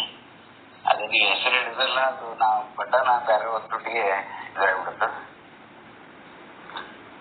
ಮಾತಾಡ ಇಲ್ಲಿವರೆಗೆ ಶಂಕರಾನಂದ ಅಪ್ಪರು ಆದಿಯಾಗಿ, ಶರಣಾನಂದ ಅಪ್ಪರು, ಆವರಣಗಳ ಬಗ್ಗೆ ಸ್ವರೂಪಾನಂದ ಅಪ್ಪರು ಸ್ಥಿತಿಗಳ ಬಗ್ಗೆ ತುಂಬಾ ಮಾರ್ಮಿಕವಾಗಿ ವಿಷಯ ಬಹಳ ಮನಮುಟ್ಟುವಾಗಿ ವಿಷಯ ಮೂಡಿ ಬಂತು. ಆ ವಿಷಯವು ನಮ್ಮ ನೈಜ ಸ್ಥಿತಿಯನ್ನ ಇನ್ನೊಮ್ಮೆ ನಮಗ ಜ್ಞಾಪಕ ತರ್ತಾ ಇದೆ. ನೈಜ ಸ್ಥಿತಿಯನ್ನ ಅವ್ರು ಹೇಳಿದರು. ನಾವು ಜ್ಞಾನವನ್ನು ಹೊಂದಿದಾಗ, ಆ ಜ್ಞಾನವನ್ನು ಪಡೆಯುತ್ತಿರುವಂತ ನಾವು ಬ್ರಹ್ಮಜ್ಞಾನವನ್ನು ಪಡೆದರ್ಗತೆ ಆಗತ್ತೆ. ಮತ್ತು ವಾಸ್ತವಿಕ ಸ್ಥಿತಿಗೆ ಬಂದಾಗ ಅಜ್ಞಾನಿಗಳಾಗ್ತೀವಿ. ಅಜ್ಞಾನ ಮತ್ತು ಜ್ಞಾನದ ಎರಡು ಮಧ್ಯದಲ್ಲಿ ನಮ್ಮ ಬದುಕು ಏನಾಗತ್ತಪ್ಪ ಅಂತಂದ್ರೆ ನಾವು ಹೊಂಟೈತಿ, ಅಸ್ಥಿರವಾಗಿ ಹೊಂಟೈತಿ. ಅಸ್ಥಿರವಾದ ಬದುಕನ್ನ ಸ್ಥಿರವಾಗಿ ಜ್ಞಾನದ ಮೂಲಕ ತಿಳಿಯೋದ್ರ ಜೊತೆಗೆ ನಡೆಸ್ಕೊಂಡು ಹೋಗೋದ ಒಂದು ಇದು ಆಧ್ಯಾತ್ಮಿಕ ಸಾಧನೆ. ಒಬ್ಬರು ಹೇಳ್ತಾರೆ, ಮೊನ್ನೆ ಶಂಕರಾನಂದಪ್ಪನಿಗೆ ವಚನ ಹೇಳಿದ್ದೆ, ಇನ್ನ ಪುನಃ ಅದೊಂದು ವಚನವನ್ನು ನೆನಪು ಮಾಡ್ತೇನೆ. ಧಾರ್ಮಿಕರು ಅನೇಕರು, ಆಧ್ಯಾತ್ಮಿಕಗಳು ವಿರಳ. ಜ್ಞಾನಿಗಳು ಅನೇಕರು, ಆತ್ಮ ಜ್ಞಾನವುಳ್ಳವರು ವಿರಳ. ದೇಹ ಭಾವದಲ್ಲಿ ಸಿಕ್ಕಿ ಹಾಕಿಕೊಂಡವರು ಅನೇಕರು, ಆತ್ಮ ಭಾವವುಳ್ಳವರು ವಿರಳ ಕಾಣ ಶ್ರೀ ಗುರು ಬಸವ ಅಂತ. ಅನೇಕ ಧರ್ಮಗಳು ನಮ್ಮ ಈ ಸೃಷ್ಟಿಯಲ್ಲಿ ಉದಯ ಆಗ್ಯಾವ. ಜೈನ, ಬೌದ್ಧ, ಮುಸ್ಲಿಂ, ಸಿಖ್, ಅನೇಕ ಧರ್ಮಗಳು. ಅನೇಕ ಧಾರ್ಮಿಕರು ಅದನ್ನು ಹೊಂದಿದಂತ ಧಾರ್ಮಿಕರು ಅನೇಕರದ, ಅವರದೇ ಆದ ಧಾರ್ಮಿಕದ ನೆಲೆಗಟ್ಟಿನ ಮೇಲೆ ನಡೀತಾರೆ, ಹೊಂದಿದಾರ. ನಾನು ಮುಸ್ಲಿಂ ಅಂತ ಅದೀನಿ, ನಾ ಸಿಖ್ ಅಂತ ಅದೀನಿ, ನಾ ಜೈನ ಅದೀನಿ, ನಾ ಹಿಂದೂ ಅದೀನಿ, ನಾನು ಹೊಂದಿದ್ದೀನಿ. ಆದ್ರೆ ಆ ಹೊಂದಿದವರಲ್ಲಿ ಆಧ್ಯಾತ್ಮಿಕಗಳು ವಿರಳ ಇರ್ತಾರೆ. ಆಧ್ಯಾತ್ಮಿಕಗಳು ವಿರಳ ಯಾಕಾಗ್ಯಾರಪ್ಪ ಅಂತಾರೆ, ಅಜ್ಞಾನದ ಮುಡಿವಿನಲ್ಲಿ ನಮ್ಮ ಬದುಕನ್ನು ನಾವು ಕಳಿತೀವಿ. ಇಷ್ಟಾದ್ರೂ ಕೂಡ ಈಗ ಆಧ್ಯಾತ್ಮಿಕದಲ್ಲಿ ಶ್ರವಣವನ್ನು ಮಾಡ್ತೇವಲ್ಲ, ಈ ಶ್ರವಣ ಮಾಡುವುದು ನಮ್ಮ ಬದುಕಿನ ಒಂದು ಉದ್ಧಾರದ ಒಂದು ದ್ಯೋತಕ. ಇದು ಇಷ್ಟೆಲ್ಲ ಇದೀವಲ್ಲ ಅನ್ನೋದಕ್ಕೊಂದು ಸಂತೋಷ ನಾವು ಪಡಬೇಕು. ನಮ್ಮ ಬದುಕು ಹ್ಯಾಂಗ್ ಹೊಂಟೈತೆ ಅಜ್ಞಾನದಲ್ಲಿ, ಬರೀ ಕೇವಲ ದೇವ ಭಾವದಲ್ಲಿ ಹೊಂಟಿಲ್ಲ. ಆ ದೇವ ಭಾವದಲ್ಲಿ ಹೊಂಟಿದ್ರು ಕೂಡ ಈ ಜ್ಞಾನವನ್ನ ಸ್ವಲ್ಪ ಮಟ್ಟಿಗೆ ನಾವು ಪಡ್ಕೊಂಡ್ ಕಿಸಿ ಒಂದರ ಮಟ್ಟಿಗೆ ಜ್ಞಾನವನ್ನ ತಿಳ್ಕೋತೀವಲ್ಲ, ಆ ಒಂದು ಅರಿವು ನಮಗ್ ಬರಾಕತ್ತೈತಲ್ಲಪ್ಪ ಅನ್ನೋದು ಒಂದು ಸಂತೋಷ ಒಂದ್ ಕಡೆ ಐತಿ. ಜ್ಞಾನಿಗಳು ಅನೇಕರು, ಆ ಶರಣಾನಂದಪುರ ಹೇಳಿದ್ರು, ಜ್ಞಾನಿಗಳು ಅನೇಕರಿದೆ. ಯಾವ ಜ್ಞಾನ? ಭೌತಿಕ ಜ್ಞಾನ. ನಾವು ವಿಜ್ಞಾನಿಗಳಿರ್ಬೋದು, ನಾವು ಚಂದ್ರಲೋಕಕ್ಕೆ ಹೋಗಿರ್ಬೋದು. ನಾವು ಚಂದ್ರಲೋಕದಲ್ಲಿ ಹೋಗಿಸಿ ನಾವು ಚಂದ್ರಲೋಕವನ್ನು ನೋಡ್ಕಿಸಿ ಅದ್ರ ಬಗ್ಗೆ ತಿಳ್ಕೊಂಡಿರ್ಬೋದು. ಆದ್ರೆ ನಾವು ಚಂದ್ರಲೋಕಕ್ಕೆ ಹೋಗೋ ಮನಸ್ಸಿದ್ದವ್ರು ಜ್ಞಾನಿಗಳಿದೀವಿ. ಆದ್ರೆ ನಮ್ಮ ಮನೆ ಪಕ್ಕದಲ್ಲಿ ಮಕ್ಕಳದವರು ಅವ್ರ ಬಗ್ಗೆ ನಾವು ಜ್ಞಾನವನ್ನು ಹೊಂದಿಲ್ಲ. ಅವ್ರ ಜೊತೆ ನಾವು ಸರಿಯಾಗಿರ್ಬೇಕೆಂಬ ಜ್ಞಾನ ಇಲ್ಲ. ಅಕ್ಕಪಕ್ಕದವ್ರ ಜೊತೆ ನಾವು ಆತ್ಮೀಯರಾಗಿರ್ಬೇಕಂತ ಜ್ಞಾನ ಇಲ್ಲ. ನಾವು ಬಂಧು ಬಾಂಧವ್ರ ಜೊತೆ ಆತ್ಮೀಯರಾಗಿ ಇರಬೇಕಂತ ಜ್ಞಾನ ಇಲ್ಲ. ನಾವು ಚಂದ್ರಲೋಕಕ್ಕೆ ಹೋಗ್ಬೋದು, ಯಾವ ಲೋಕಕ್ಕೆ ಹೋಗ್ಬೋದು, ಗ್ರಹಗಳನ್ನು ನಾವು ಕಂಡುಹಿಡಿಬಹುದು. ಆದ್ರೆ ಗ್ರಹಗಳನ್ನು ಹಿಡಿಯುವಂತ ಜ್ಞಾನಿಗಳು ನಾವು ಅದೀವಿ. ಆದ್ರೆ ನಮ್ಮ ಬದುಕಿನ ಜ್ಞಾನವನ್ನ, ನಾನಾರಂಭ ಜ್ಞಾನವನ್ನ, ಬ್ರಹ್ಮಾಂಡದ ಜ್ಞಾನವನ್ನ, ಆ ಬ್ರಹ್ಮಾಂಡಕ್ಕ ಈ ಪಿಂಡಾಂಡಕ್ಕ ಸಂಬಂಧವನ್ನು ಕಲ್ಪಿಸುವಂತ ಜ್ಞಾನವನ್ನ, ನಮ್ಮ ಬದುಕಿನ ದೈನಂದಿನ ಬದುಕಿನಲ್ಲಿ ನಾವು ಏನಪ್ಪಾ ಅಂದ್ರೆ ಸಂತೋಷ, ಶಾಂತಿ, ನೆಮ್ಮದಿಯಿಂದ ಇರುವಂತ ಜ್ಞಾನವನ್ನ, ನಾವು ನೆಮ್ಮದಿಯಿಂದ ಇರುವ ಜೊತೆಗೆ ಇನ್ನೊಬ್ಬರಿಗೆ ನೆಮ್ಮದಿಯನ್ನು ಕೊಡುವಂತ ಜ್ಞಾನವನ್ನ ನಾವು ಪಡ್ಕೊಳಕ ನಾವು ವಿರಳದಲ್ಲಿರುವಂತ ಅನ್ನಕ ಆತ್ಮ ಜ್ಞಾನವುಳ್ಳವರು ವಿರಳ ಅಂತ ಇಲ್ಲಿ ಶರಣ ಹೇಳ್ತಾರೆ. ದೇಹ ಭಾವದಲ್ಲಿ ಸಿಕ್ಕಿ ಹಾಕಿಕೊಂಡವರು ಅನೇಕರು. ನಾವು ಜ್ಞಾನವನ್ನು ಹೊಂದ್ತೀವಿ. ನಾವು ಈ ಬ್ರಹ್ಮಲೋಕದಲ್ಲಿ ನಾವು ಬಿದ್ದವರು ಅದೀವಿ. ಈ ದೇಹ ಭಾವದಲ್ಲಿ ಬಿದ್ದವರು ಇದೀವಿ. ದೇಹ ಭಾವದಲ್ಲಿ ಬೀಳೋದು ತಪ್ಪಲ್ಲ. ದೇಹ ಭಾವದಲ್ಲಿ ನಾವು ಹೆಚ್ಚಿನ ಭಾಗ ಜಾಗೃತ ಅವಸ್ಥೆಯಲ್ಲಿ ಆ ದೇಹ ಭಾವದಲ್ಲಿ ಇರ್ತೀವಿ. ನಮ್ಮ ದೈನಂದಿನ ವಿಚಾರದಲ್ಲಿ, ನಮ್ಮ ಸಂಸಾರದಲ್ಲಿ ದೇಹ ಭಾವದಲ್ಲಿ ಇರ್ತೀವಿ. ದೇಹ ಭಾವದಲ್ಲಿ ಇರೋದು ತಪ್ಪಲ್ಲ. ಆ ದೇಹ ಭಾವದಲ್ಲಿ ಇರುವ ಜೊತೆಗೆ ನಾವೇನಪ್ಪಾ ಅಂತಂದ್ರೆ ಸತ್ಯದ, ಪ್ರೀತಿಯ, ನೀತಿಯ ವಿಚಾರದ ಹಾದಿಯಲ್ಲಿ ನಡೆದ ಜ್ಞಾನದ ಒಂದು ಪ್ರತೀಕ. ಅಜ್ಞಾನದಿಂದ ನಡೆದ ದೇಹ ಭಾವ ಬಿಡ್ತದೆ. ಆ ದೇಹ ಭಾವದ ವ್ಯವಹಾರಿಕ ಜೀವನದಲ್ಲಿ ಆಧ್ಯಾತ್ಮಿಕದ, ಸತ್ಯದ ವಿಚಾರಗಳನ್ನ ನಾವು ಅದನ್ನ ದೈನಂದಿನ ಭಾವದಲ್ಲಿ ಎಷ್ಟು ಮಟ್ಟಿಗೆ ನಾವು ನಡೆಸೋದು ಹೋಗ್ತೀವಿ, ಆದ್ರಿಂದ ನಮ್ಗೆ ಎಷ್ಟು ಮಟ್ಟಿಗೆ ಶಾಂತಿ ಆಗತ್ತ. ನಾವು ಮತ್ತೆ ದೇಹ ಭಾವದಲ್ಲಿರುವಂತ ವಿಕೃತ ಮನೋಭಾವನೆಗಳಿಗೆ ಅಥವಾ ನಕಾರಾತ್ಮಕ ಮನೋಭಾವನೆಗಳಿಗೆ ಅಥವಾ ವಿಕಾರಾತ್ಮಕ ಮನೋಭಾವನೆಗಳಿಗೆ ನಾವು ಒಳಪಟ್ಟೇವು ಅಂತಂದ್ರೆ ಏನಾಗತ್ತಪ್ಪ ಅಂದ್ರೆ ಈ ನಾವು ಸಂಪೂರ್ಣವಾಗಿ ದೇಹ ಭಾವ ಇದ್ದಂಗ ಆಗತ್ತ. ಇದು ಅಜ್ಞಾನದ ತುಮ್ಮಲಿನಲ್ಲಿ ನಾವು ಬಿದ್ದಂಗ ಆಗತ್ತ. ಈ ಅಜ್ಞಾನದ ತುಮ್ಮಲಿನಲ್ಲಿ ನಾವು ಹಂತವಾಗಿ ಕ್ಷಣವಾಗಿ ಬೀಳ್ತೀವಲ್ಲ, ಆ ಬೀಳುವಾಗ ಎತ್ತರಿಸಿಕೊಳ್ಳುವುದು ಯಾವ್ದಪ್ಪ ಅಂತಾರೆ ಈ ಜ್ಞಾನದ ಒಂದು ಸಾಧನೆ. ಈ ದೇಹ ಭಾವದಲ್ಲಿ ಸಿಕ್ಕಿ ಹಾಕಿಕೊಂಡವರು ಅನೇಕರು, ಆತ್ಮಭಾವವುಳ್ಳವರು ವಿರಳ. ಆತ್ಮಭಾವವುಳ್ಳವರು ನಾವು ಏನಪ್ಪಾ ಅಂತಾರ ಅವು ವಿರಳದೆ. ನಾವು ಅಂತ ಆತ್ಮಭಾವವುಳ್ಳವಂತ ಮನೋಭಾವನೆಯನ್ನ, ಅಂತ ಆತ್ಮಭಾವವುಳ್ಳಂತ ಒಂದು ನಮ್ಮ ಜೀವನವನ್ನ ನೀವು ಕಳೀನು ಅಂತ ಬದುಕನ್ನ ಈ ಒಂದು ಜ್ಞಾನದ ಮೂಲಕ ನಾವು ಪಡೆಯಕ್ಕೆ ಅನುಕೂಲ ಆಗತ್ತ. ಒಂದು ಶ್ರವಣ ಜ್ಞಾನ ಒಂದೇನಪ್ಪಾ ಅಂತಂದ್ರೆ ನಾವು ಬದುಕನ್ನೇ ಎಚ್ಚರಿಸ್ಕೊಳ್ತೈತಿ. ನಾವು ಏನಪ್ಪಾ ಅಂತಂದ್ರೆ ನಾವು ಯಾವಾಗ್ಲೂ ಆತ್ಮಲೋಕದಲ್ಲಿ ಇರ್ಬೇಕು. ಆತ್ಮಲೋಕ ಅಂತಂದ್ರೆ ಆ ಆತ್ಮಾಲೋಚನೆಯಲ್ಲಿ ನಾವು ಬೆಳಕು. ನಾ ಹೆಂಗದೀನಿ, ನಾ ಏನ್ ಮಾಡ್ತೇನೆ, ನಾ ಏನ್ ತಿಳಿದೀನಿ, ಏನ್ ನಡೀತೀನಿ, ನನ್ನ ವಿಚಾರ ಏನು, ನನ್ನ ಭಾವ ಏನು ಎಂಬುದನ್ನ ಕ್ಷಣಕ್ಕೂ ನಾವು ಅರ್ಥಕೊಂಡು ಬದುಕಿದ್ರ ಆ ಒಂದು ಬದುಕ ಒಂದು ಸಾಧನೆಯತ್ತ ನಡೀತೈತಿ ಎಂಬುದನ್ನ ವಿಚಾರವನ್ನ ಹೇಳುತ್ತಾ ಇಲ್ಲಿವರೆಗೆ ಎಲ್ಲರೂ ತುಂಬಾ ಅಷ್ಟೇ ಮಾರ್ಮಿಕವಾಗಿ ಸತ್ಯವಾದ ವಿಚಾರವನ್ನು ಹೇಳಿದ್ರಿ. ಅಂತ ಸತ್ಯವಾದ ವಿಚಾರವನ್ನ ಹೇಳೋ ಭಾಗ್ಯ ನಿಮ್ಮೆಲ್ಲರಿಗೆ ಐತಿ. ಅನೇಕ ಜ್ಞಾನಿಗಳು ಈ ಗ್ರೂಪ್ನಲ್ಲಿ ಅದಾರ. ಎಲ್ಲರ ಜ್ಞಾನವನ್ನ ಶಾಸ್ತ್ರದಿಂದ ನಾವು ಕೇಳಿ ಶರಣರ ಸಂತರ ಒಂದು ಕೃಪೆಗೆ ಪಾತ್ರವನ್ನ ಅಂತ ಹೇಳಿ ತಮ್ಮೆಲ್ಲರಿಗೂ ಧನ್ಯವಾದ ಅನಿಸುತ್ತಾ ಎಲ್ಲರಿಗೂ ಶರಣು ಶರಣಾರ್ಥಿ. ನಮಗೂ ಕೂಡ ಶರಣು ಶರಣಾರ್ಥಿ. ನಿಜವಾದ ಬದುಕು ಹೆಂಗಿರ್ತದ ಅಥವಾ ಮುಖವಾಡ ಹಾಕಿದ ಬದುಕು ಹೆಂಗಿರ್ತದ ಆ ನೈಜತೆಯನ್ನು ತಿಳಿಬೇಕಾದ್ರೆ ಸತ್ಸಂಗಕ್ಕ ಕೇಳೋರು ರಗಡ ಮಂದಿ ಅದಾರ, ಆದ್ರ ಹೇಳೋರು ರಗಡ ಮಂದಿ ಅದಾರ. ಆ ಇರುವಿಕೆಯ ಸ್ವರೂಪ ಜ್ಞಾನ ಮಾಡ್ಕೊಂಡವ್ರು ಬಹಳ ಕಡಿಮೆ ಅದಾರ ಅನ್ನುವಂಥದ್ದನ್ನ ಮತ್ತಿಷ್ಟು ನಮ್ಮ ಅನುಭವ ತಂದು ಕೊಟ್ಟಂತ ಪೂಜ್ಯರಿಗೆ ಎಲ್ಲರ ಪರವಾಗಿ ಅವರಿಗೆ ಕೃತಜ್ಞತೆಗಳನ್ನು ಸಲ್ಲಿಸೋಣ. ಈಗ ನಮ್ಮ ಉನ್ನಿಬಾಯಿಗೌಡರು ಕೂಡ ಈ ಕಾರ್ಯಕ್ರಮದೊಳಗೆ ಭಾಗಿಯಾಗ್ಯಾರ. ಅವರು ಕೂಡ ತಮ್ಮ ಅನುಭವಗಳನ್ನು ಹಂಚ್ಕೋಬೇಕು ಅಂತೇಳಿ ಅವ್ರಲ್ಲಿ ಕೇಳ್ಕೊತೀನಿ. ಒಂದ್ ಸ್ವಲ್ಪ ನಮ್ದು ಸತ್ಸಂಗದ ಇರುವುದರಿಂದ ನಮಗೊಂದ್ ಸ್ವಲ್ಪ ಕಾಯಂ ಇರುವುದಾಗಲ್ಲ, ಸ್ವಲ್ಪ ಇನ್ನೊಂದು 4-5 ದಿವಸ ಸ್ವಲ್ಪ ಕಾರ್ಯಕ್ರಮ ಅಂದ್ರೆ ಫೋನ್ ಹಚ್ಚೋದು ಹೇಳೋದು ಫೋನ್ ಬರ್ತಾರೆ. ಅದಕ್ಕೆ ನಾವು ಸ್ವಲ್ಪ ಗೌಡ್ರ ಮಾತಾಡಿಂದ ತಾವು ಮತ್ತೆ ಚರ್ಚೆ ಮಾಡ್ಬೇಕಂತ ಹೇಳಿ. ಓಂ ನಮಃ ಶಿವಾಯ. ಗೌಡ್ರು ಮಾತಾಡ. ಓಂ ನಮಃ ಶಿವಾಯ. ಗುರು ಬ್ರಹ್ಮ ಗುರು ವಿಷ್ಣು ಗುರು ದೇವ ಮಹೇಶ್ವರ ಗುರು ಸಾಕ್ಷಾತ್ ಪರಬ್ರಹ್ಮ ತಸ್ಮೈ ಶ್ರೀ ಗುರುವೇ ನಮಃ. ಪರಮಾನುಭವ ಬೋಧೆಯಲ್ಲಿ ಬರ್ತಕ್ಕಂಥ 3ನೇ ಸಂಧಿಯಲ್ಲಿ 14ನೇ ಸೂತ್ರದ 8ನೇ ಪದ್ಯವನ್ನು 8, 9ನೇ ಪದ್ಯವನ್ನು ವಿಸ್ತಾರವಾಗಿ ನಮ್ಮ ಶಂಕರಾಯಣ ಶ್ರೀಗಳು ಬಿಡಿಸಿಕೊಟ್ಟಿದ್ದಾರೆ. ಅದರಂತೆ ಆನ್ಲೈನ್ ಮುಖಾಂತರ ಸಕಲ ಪೂಜ್ಯರು ಇದರಲ್ಲಿ ಪ್ರವೇಶ ಆಗಿದ್ದಾರೆ. ನಮಗೆ ತಿಳಿಯದಂತ ವಿಷಯವನ್ನು ಸವಿಸ್ತಾರವಾಗಿ ಸಕಲ ಪೂಜ್ಯರು ತಿಳಿಸಿಕೊಡ್ತಿದ್ದಾರೆ. ಅಂತ ಪೂಜ್ಯರ ಪಾದಕ ಶರಣ ಶರಣಾರ್ಥಿಯನ್ನು ಹೇಳ್ತಾ ಇವತ್ತಿನ ದಿವಸ 8ನೇ ಪದ್ಯದಲ್ಲಿ ಬರ್ತಕ್ಕಂಥ ವಿಷಯವನ್ನು ಹೇಳ್ಕೊಂಡು ಬಂದಂತ ವಿಷಯವನ್ನು ನನಗೂ ಮಾತನಾಡಲು ಹೇಳ್ತಾರೆ. ಅದಕ್ಕೆ ಸ್ವಯಂ ಪ್ರಕಾಶನು ನಿರುಪಾಧಿಕನು ತಾನಾಗಿರುವ ಲಕ್ಷಣಗಳಿಂದ ಸ್ವಂತ ಪ್ರಮಾಣಭೂತವಾದ ಅನುಭವದಿಂದಲೂ ತಾನೇ ಪರಮಾತ್ಮನೆಂಬುದು ನಿರ್ವಿವಾದವಾಗಿರುವುದು.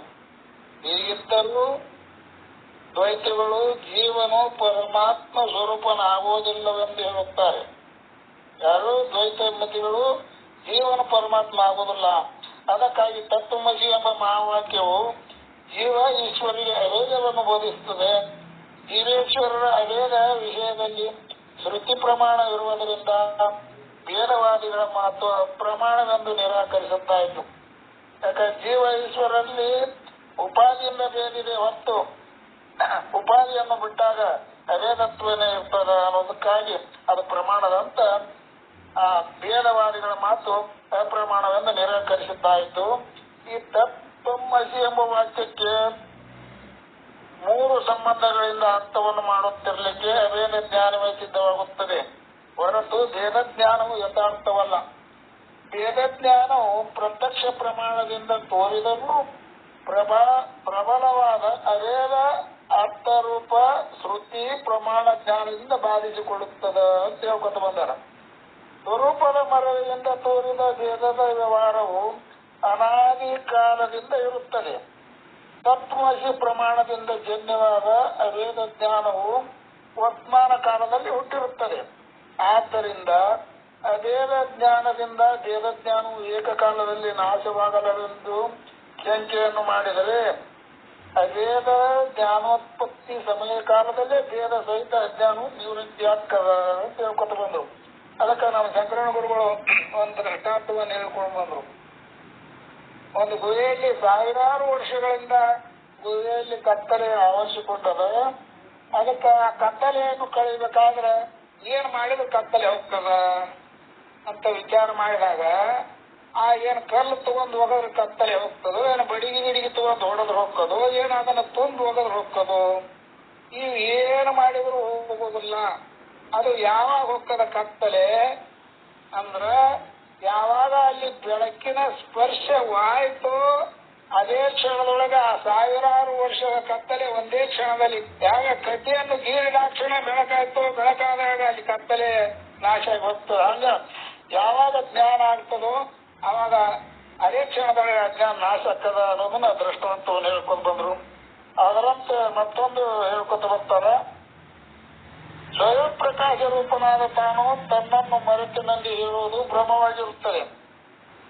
ಸ್ವಯಂ ಪ್ರಕಾಶನಾದ ತಾನಿದ್ರು ನನ್ನನ್ನು ನಾನು ಮರೆತೀನಿ ಅಂತ ಹೇಳುವುದು ಭ್ರಮ ಆಗ್ಯದ. ಹೆಂಗಂದ್ರ ಒಬ್ಬನೊಬ್ಬ ಬಾಲಕನು ತನ್ನ ತಾಯಿಯನ್ನು ಕುರಿತು ಅವ್ವ ನನಗೆ ಬಾಲಕರು ಕಣ್ಣುಗಳು ಇಲ್ಲವೆಂದು ಹೇಳುವರು, ನೀನು ನನಗೆ ಕಣ್ಣುಗಳನ್ನು ಕೊಟ್ಟಿಲ್ಲ ಎಂದು ಕೇಳಿದನು.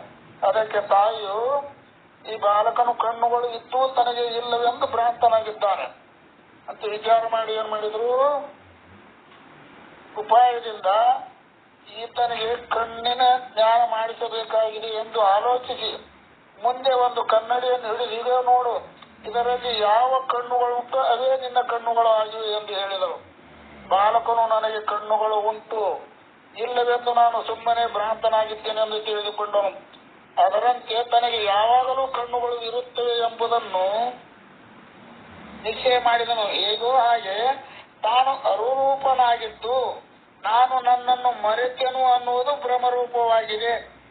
ಅದಕ್ಕೆ ಸದ್ಗುರುಗಳು ಜ್ಞಾನವೆಂಬ ಕನ್ನಡಿಯಲ್ಲಿ ನೀನು ಯಾರು ಎಂಬುದನ್ನು ನೋಡು ಎಂದು ಹೇಳಲು ಯಾವಾಗಲೂ ತಾನು ಜ್ಞಾನ ಸ್ವರೂಪನಾಗಿರುವೆನು, ನನ್ನಲ್ಲಿ ಅಜ್ಞಾನವೆಂಬುದು ಇಲ್ಲವೇ ಇಲ್ಲ ಎಂಬ ನಿಶ್ಚಯ ಜ್ಞಾನವಾಯಿತು. ಆ ತಕ್ಷಣವೇ ಅಜ್ಞಾನವು ನಾಶವಾಗುವುದು. ಸೂರ್ಯೋದಯದ ಕಾಲದಲ್ಲಿ ಕತ್ತಲೆಯು ನಾಶವಾದಂತೆ, ಎಚ್ಚರಿಕೆಯಾದ ಕೂಡಲೇ ಸ್ವಪ್ನವು ನಾಶವಾದಂತೆ, ತನ್ನನ್ನು ತಾನು ಅರಿತಾಗಲೇ ಮರವೇ ನಾಶವಾಗುವುದು. ತಾನು ಸುಖರೂಪನಾಗಿರುತ್ತಾನೆ. ಭ್ರಾಂತಿಗೆ ಕಾರಣವಾದ ಮರವಿಯು ಜ್ಞಾನದಿಂದ ನಾಶವಾಗಲು ತಾನು ಸ್ವಸ್ವರೂಪ ಸ್ಥಿತಿಯಿಂದ ಸುಖವಾಗಿರುತ್ತಾನ ಅಂತ ಹೇಳ್ಕೊತ ಬಂದರು. ಅದರಂತೆ ನಮ್ಮ ಜೀವನದಲ್ಲಿ ನಾವೆಲ್ಲರೂ ಆ ನಿಜವಾದ ಸ್ಥಿತಿಯನ್ನು ಅನುಭವಿಸಬೇಕಾದ್ರೆ ಈ ಸತ್ಸಂಗ ಬೇಕು. ಈ ಸತ್ಸಂಗದಲ್ಲಿ ಇದ್ರೆ ಮಾತ್ರ ನಮಗ ಆ ಜ್ಞಾನ ಆಗ್ತದೆ.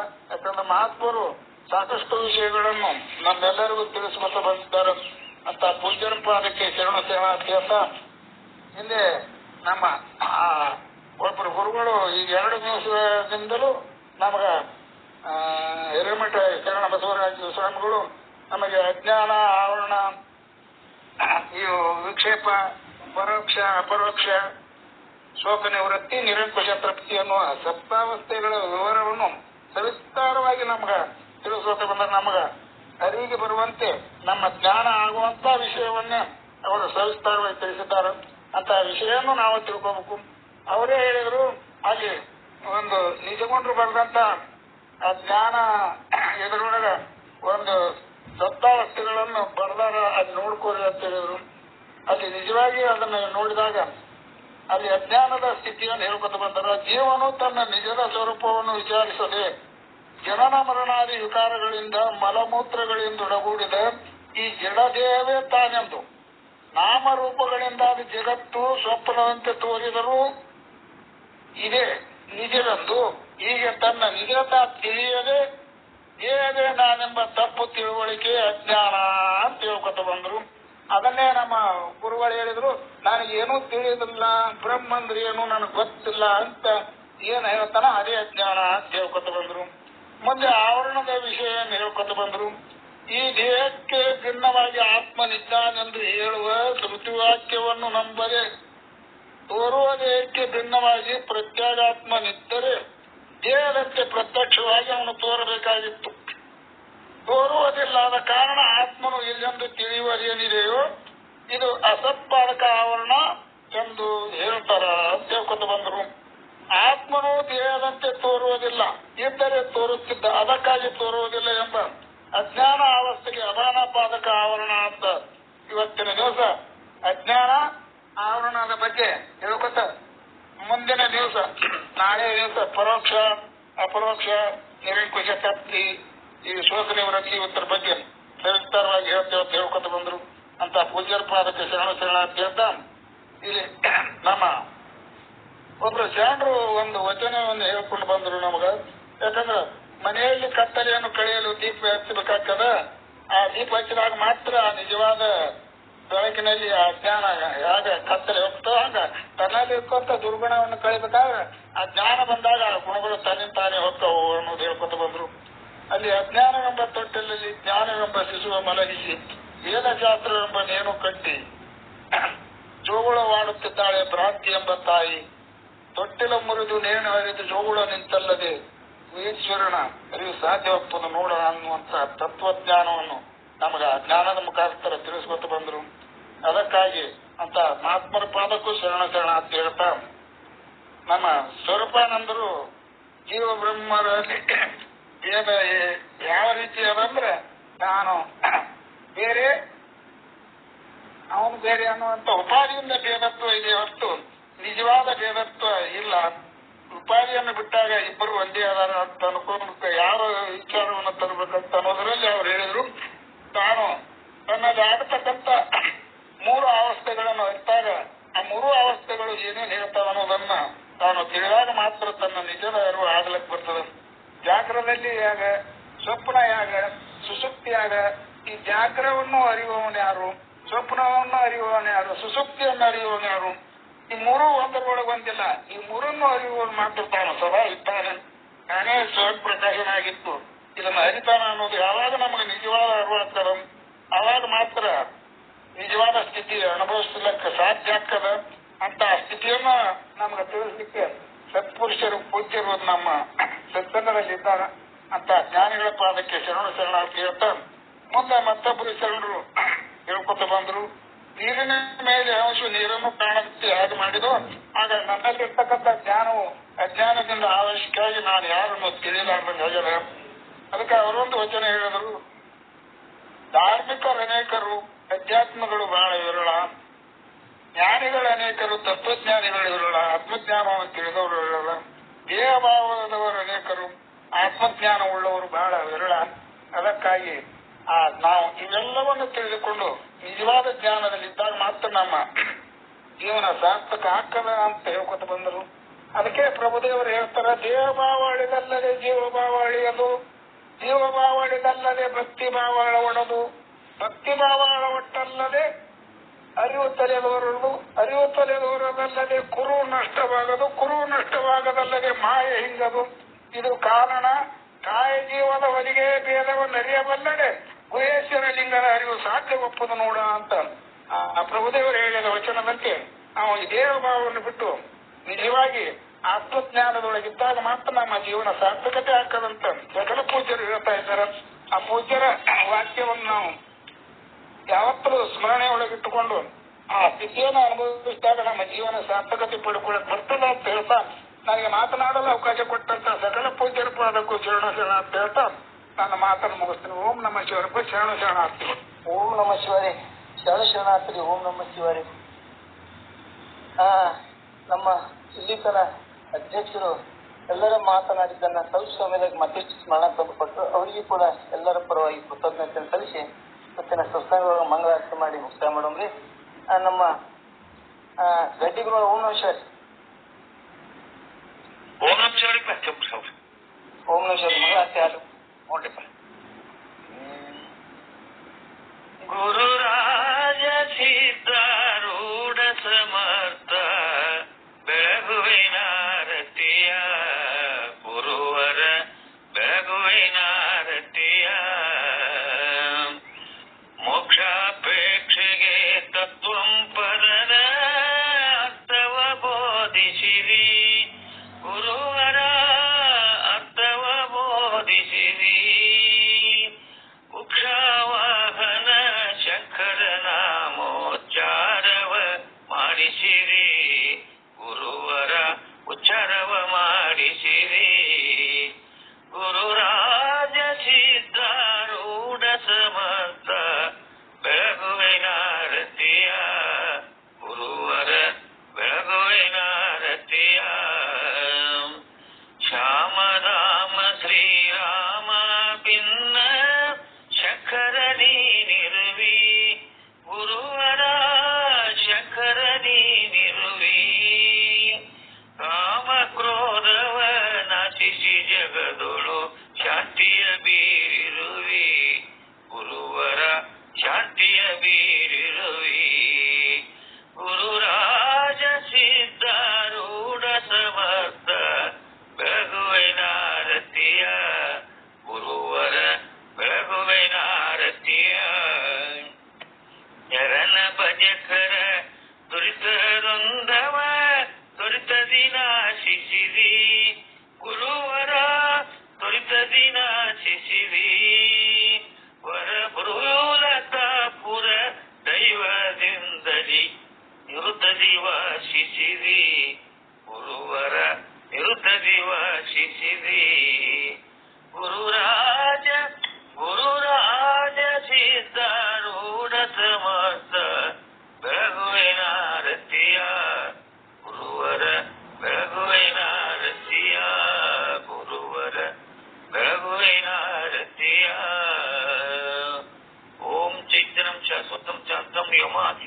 ನಿರಂಜನಂ ನಾದವೃಂದಕಲಾತೀತಂ ತಸ್ಮೈ ಶ್ರೀ ಗುರುವೇ ನಮಃ.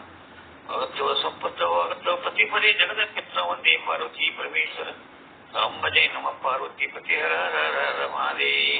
श्री मंदिर शिव महाराज की जय. ओम सदगुरु सिद्धारूढ़ महाराज की जय. अब्दी भंडारी बसवेश्वर महाराज की जय. वीर विरागिनी अक्का महादेवी माता की जय.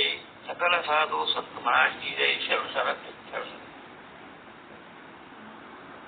ಶರಣಾರ್ಥಿ ಗುರುಗಳಿಗೆ ಇಲ್ಲಿ ತನ ಮಂಗಳಾರತಿಯ ಜೊತೆಗೆ ಸ್ತೋತ್ರ ನಾಮಸ್ಮರಣ ಜೊತೆಗೆ ಮಂಗಳಾರತಿ ಜೊತೆಗೆ ಎಲ್ಲರೂ ಭಾಗಿಯಾದಂತ ಎಲ್ಲರಿಗೂ ಕೂಡ ಶರಣಾರ್ಥಿಗಳನ್ನ ಸಲ್ಲಿಸಿ ಇವತ್ತಿನ ಸತ್ಸಂಗ ಮುಕ್ತಾಯ ಮಾಡುವುದು ಎಲ್ಲರಿಗೂ ಶರಣಾರ್ಥಿಗಳು.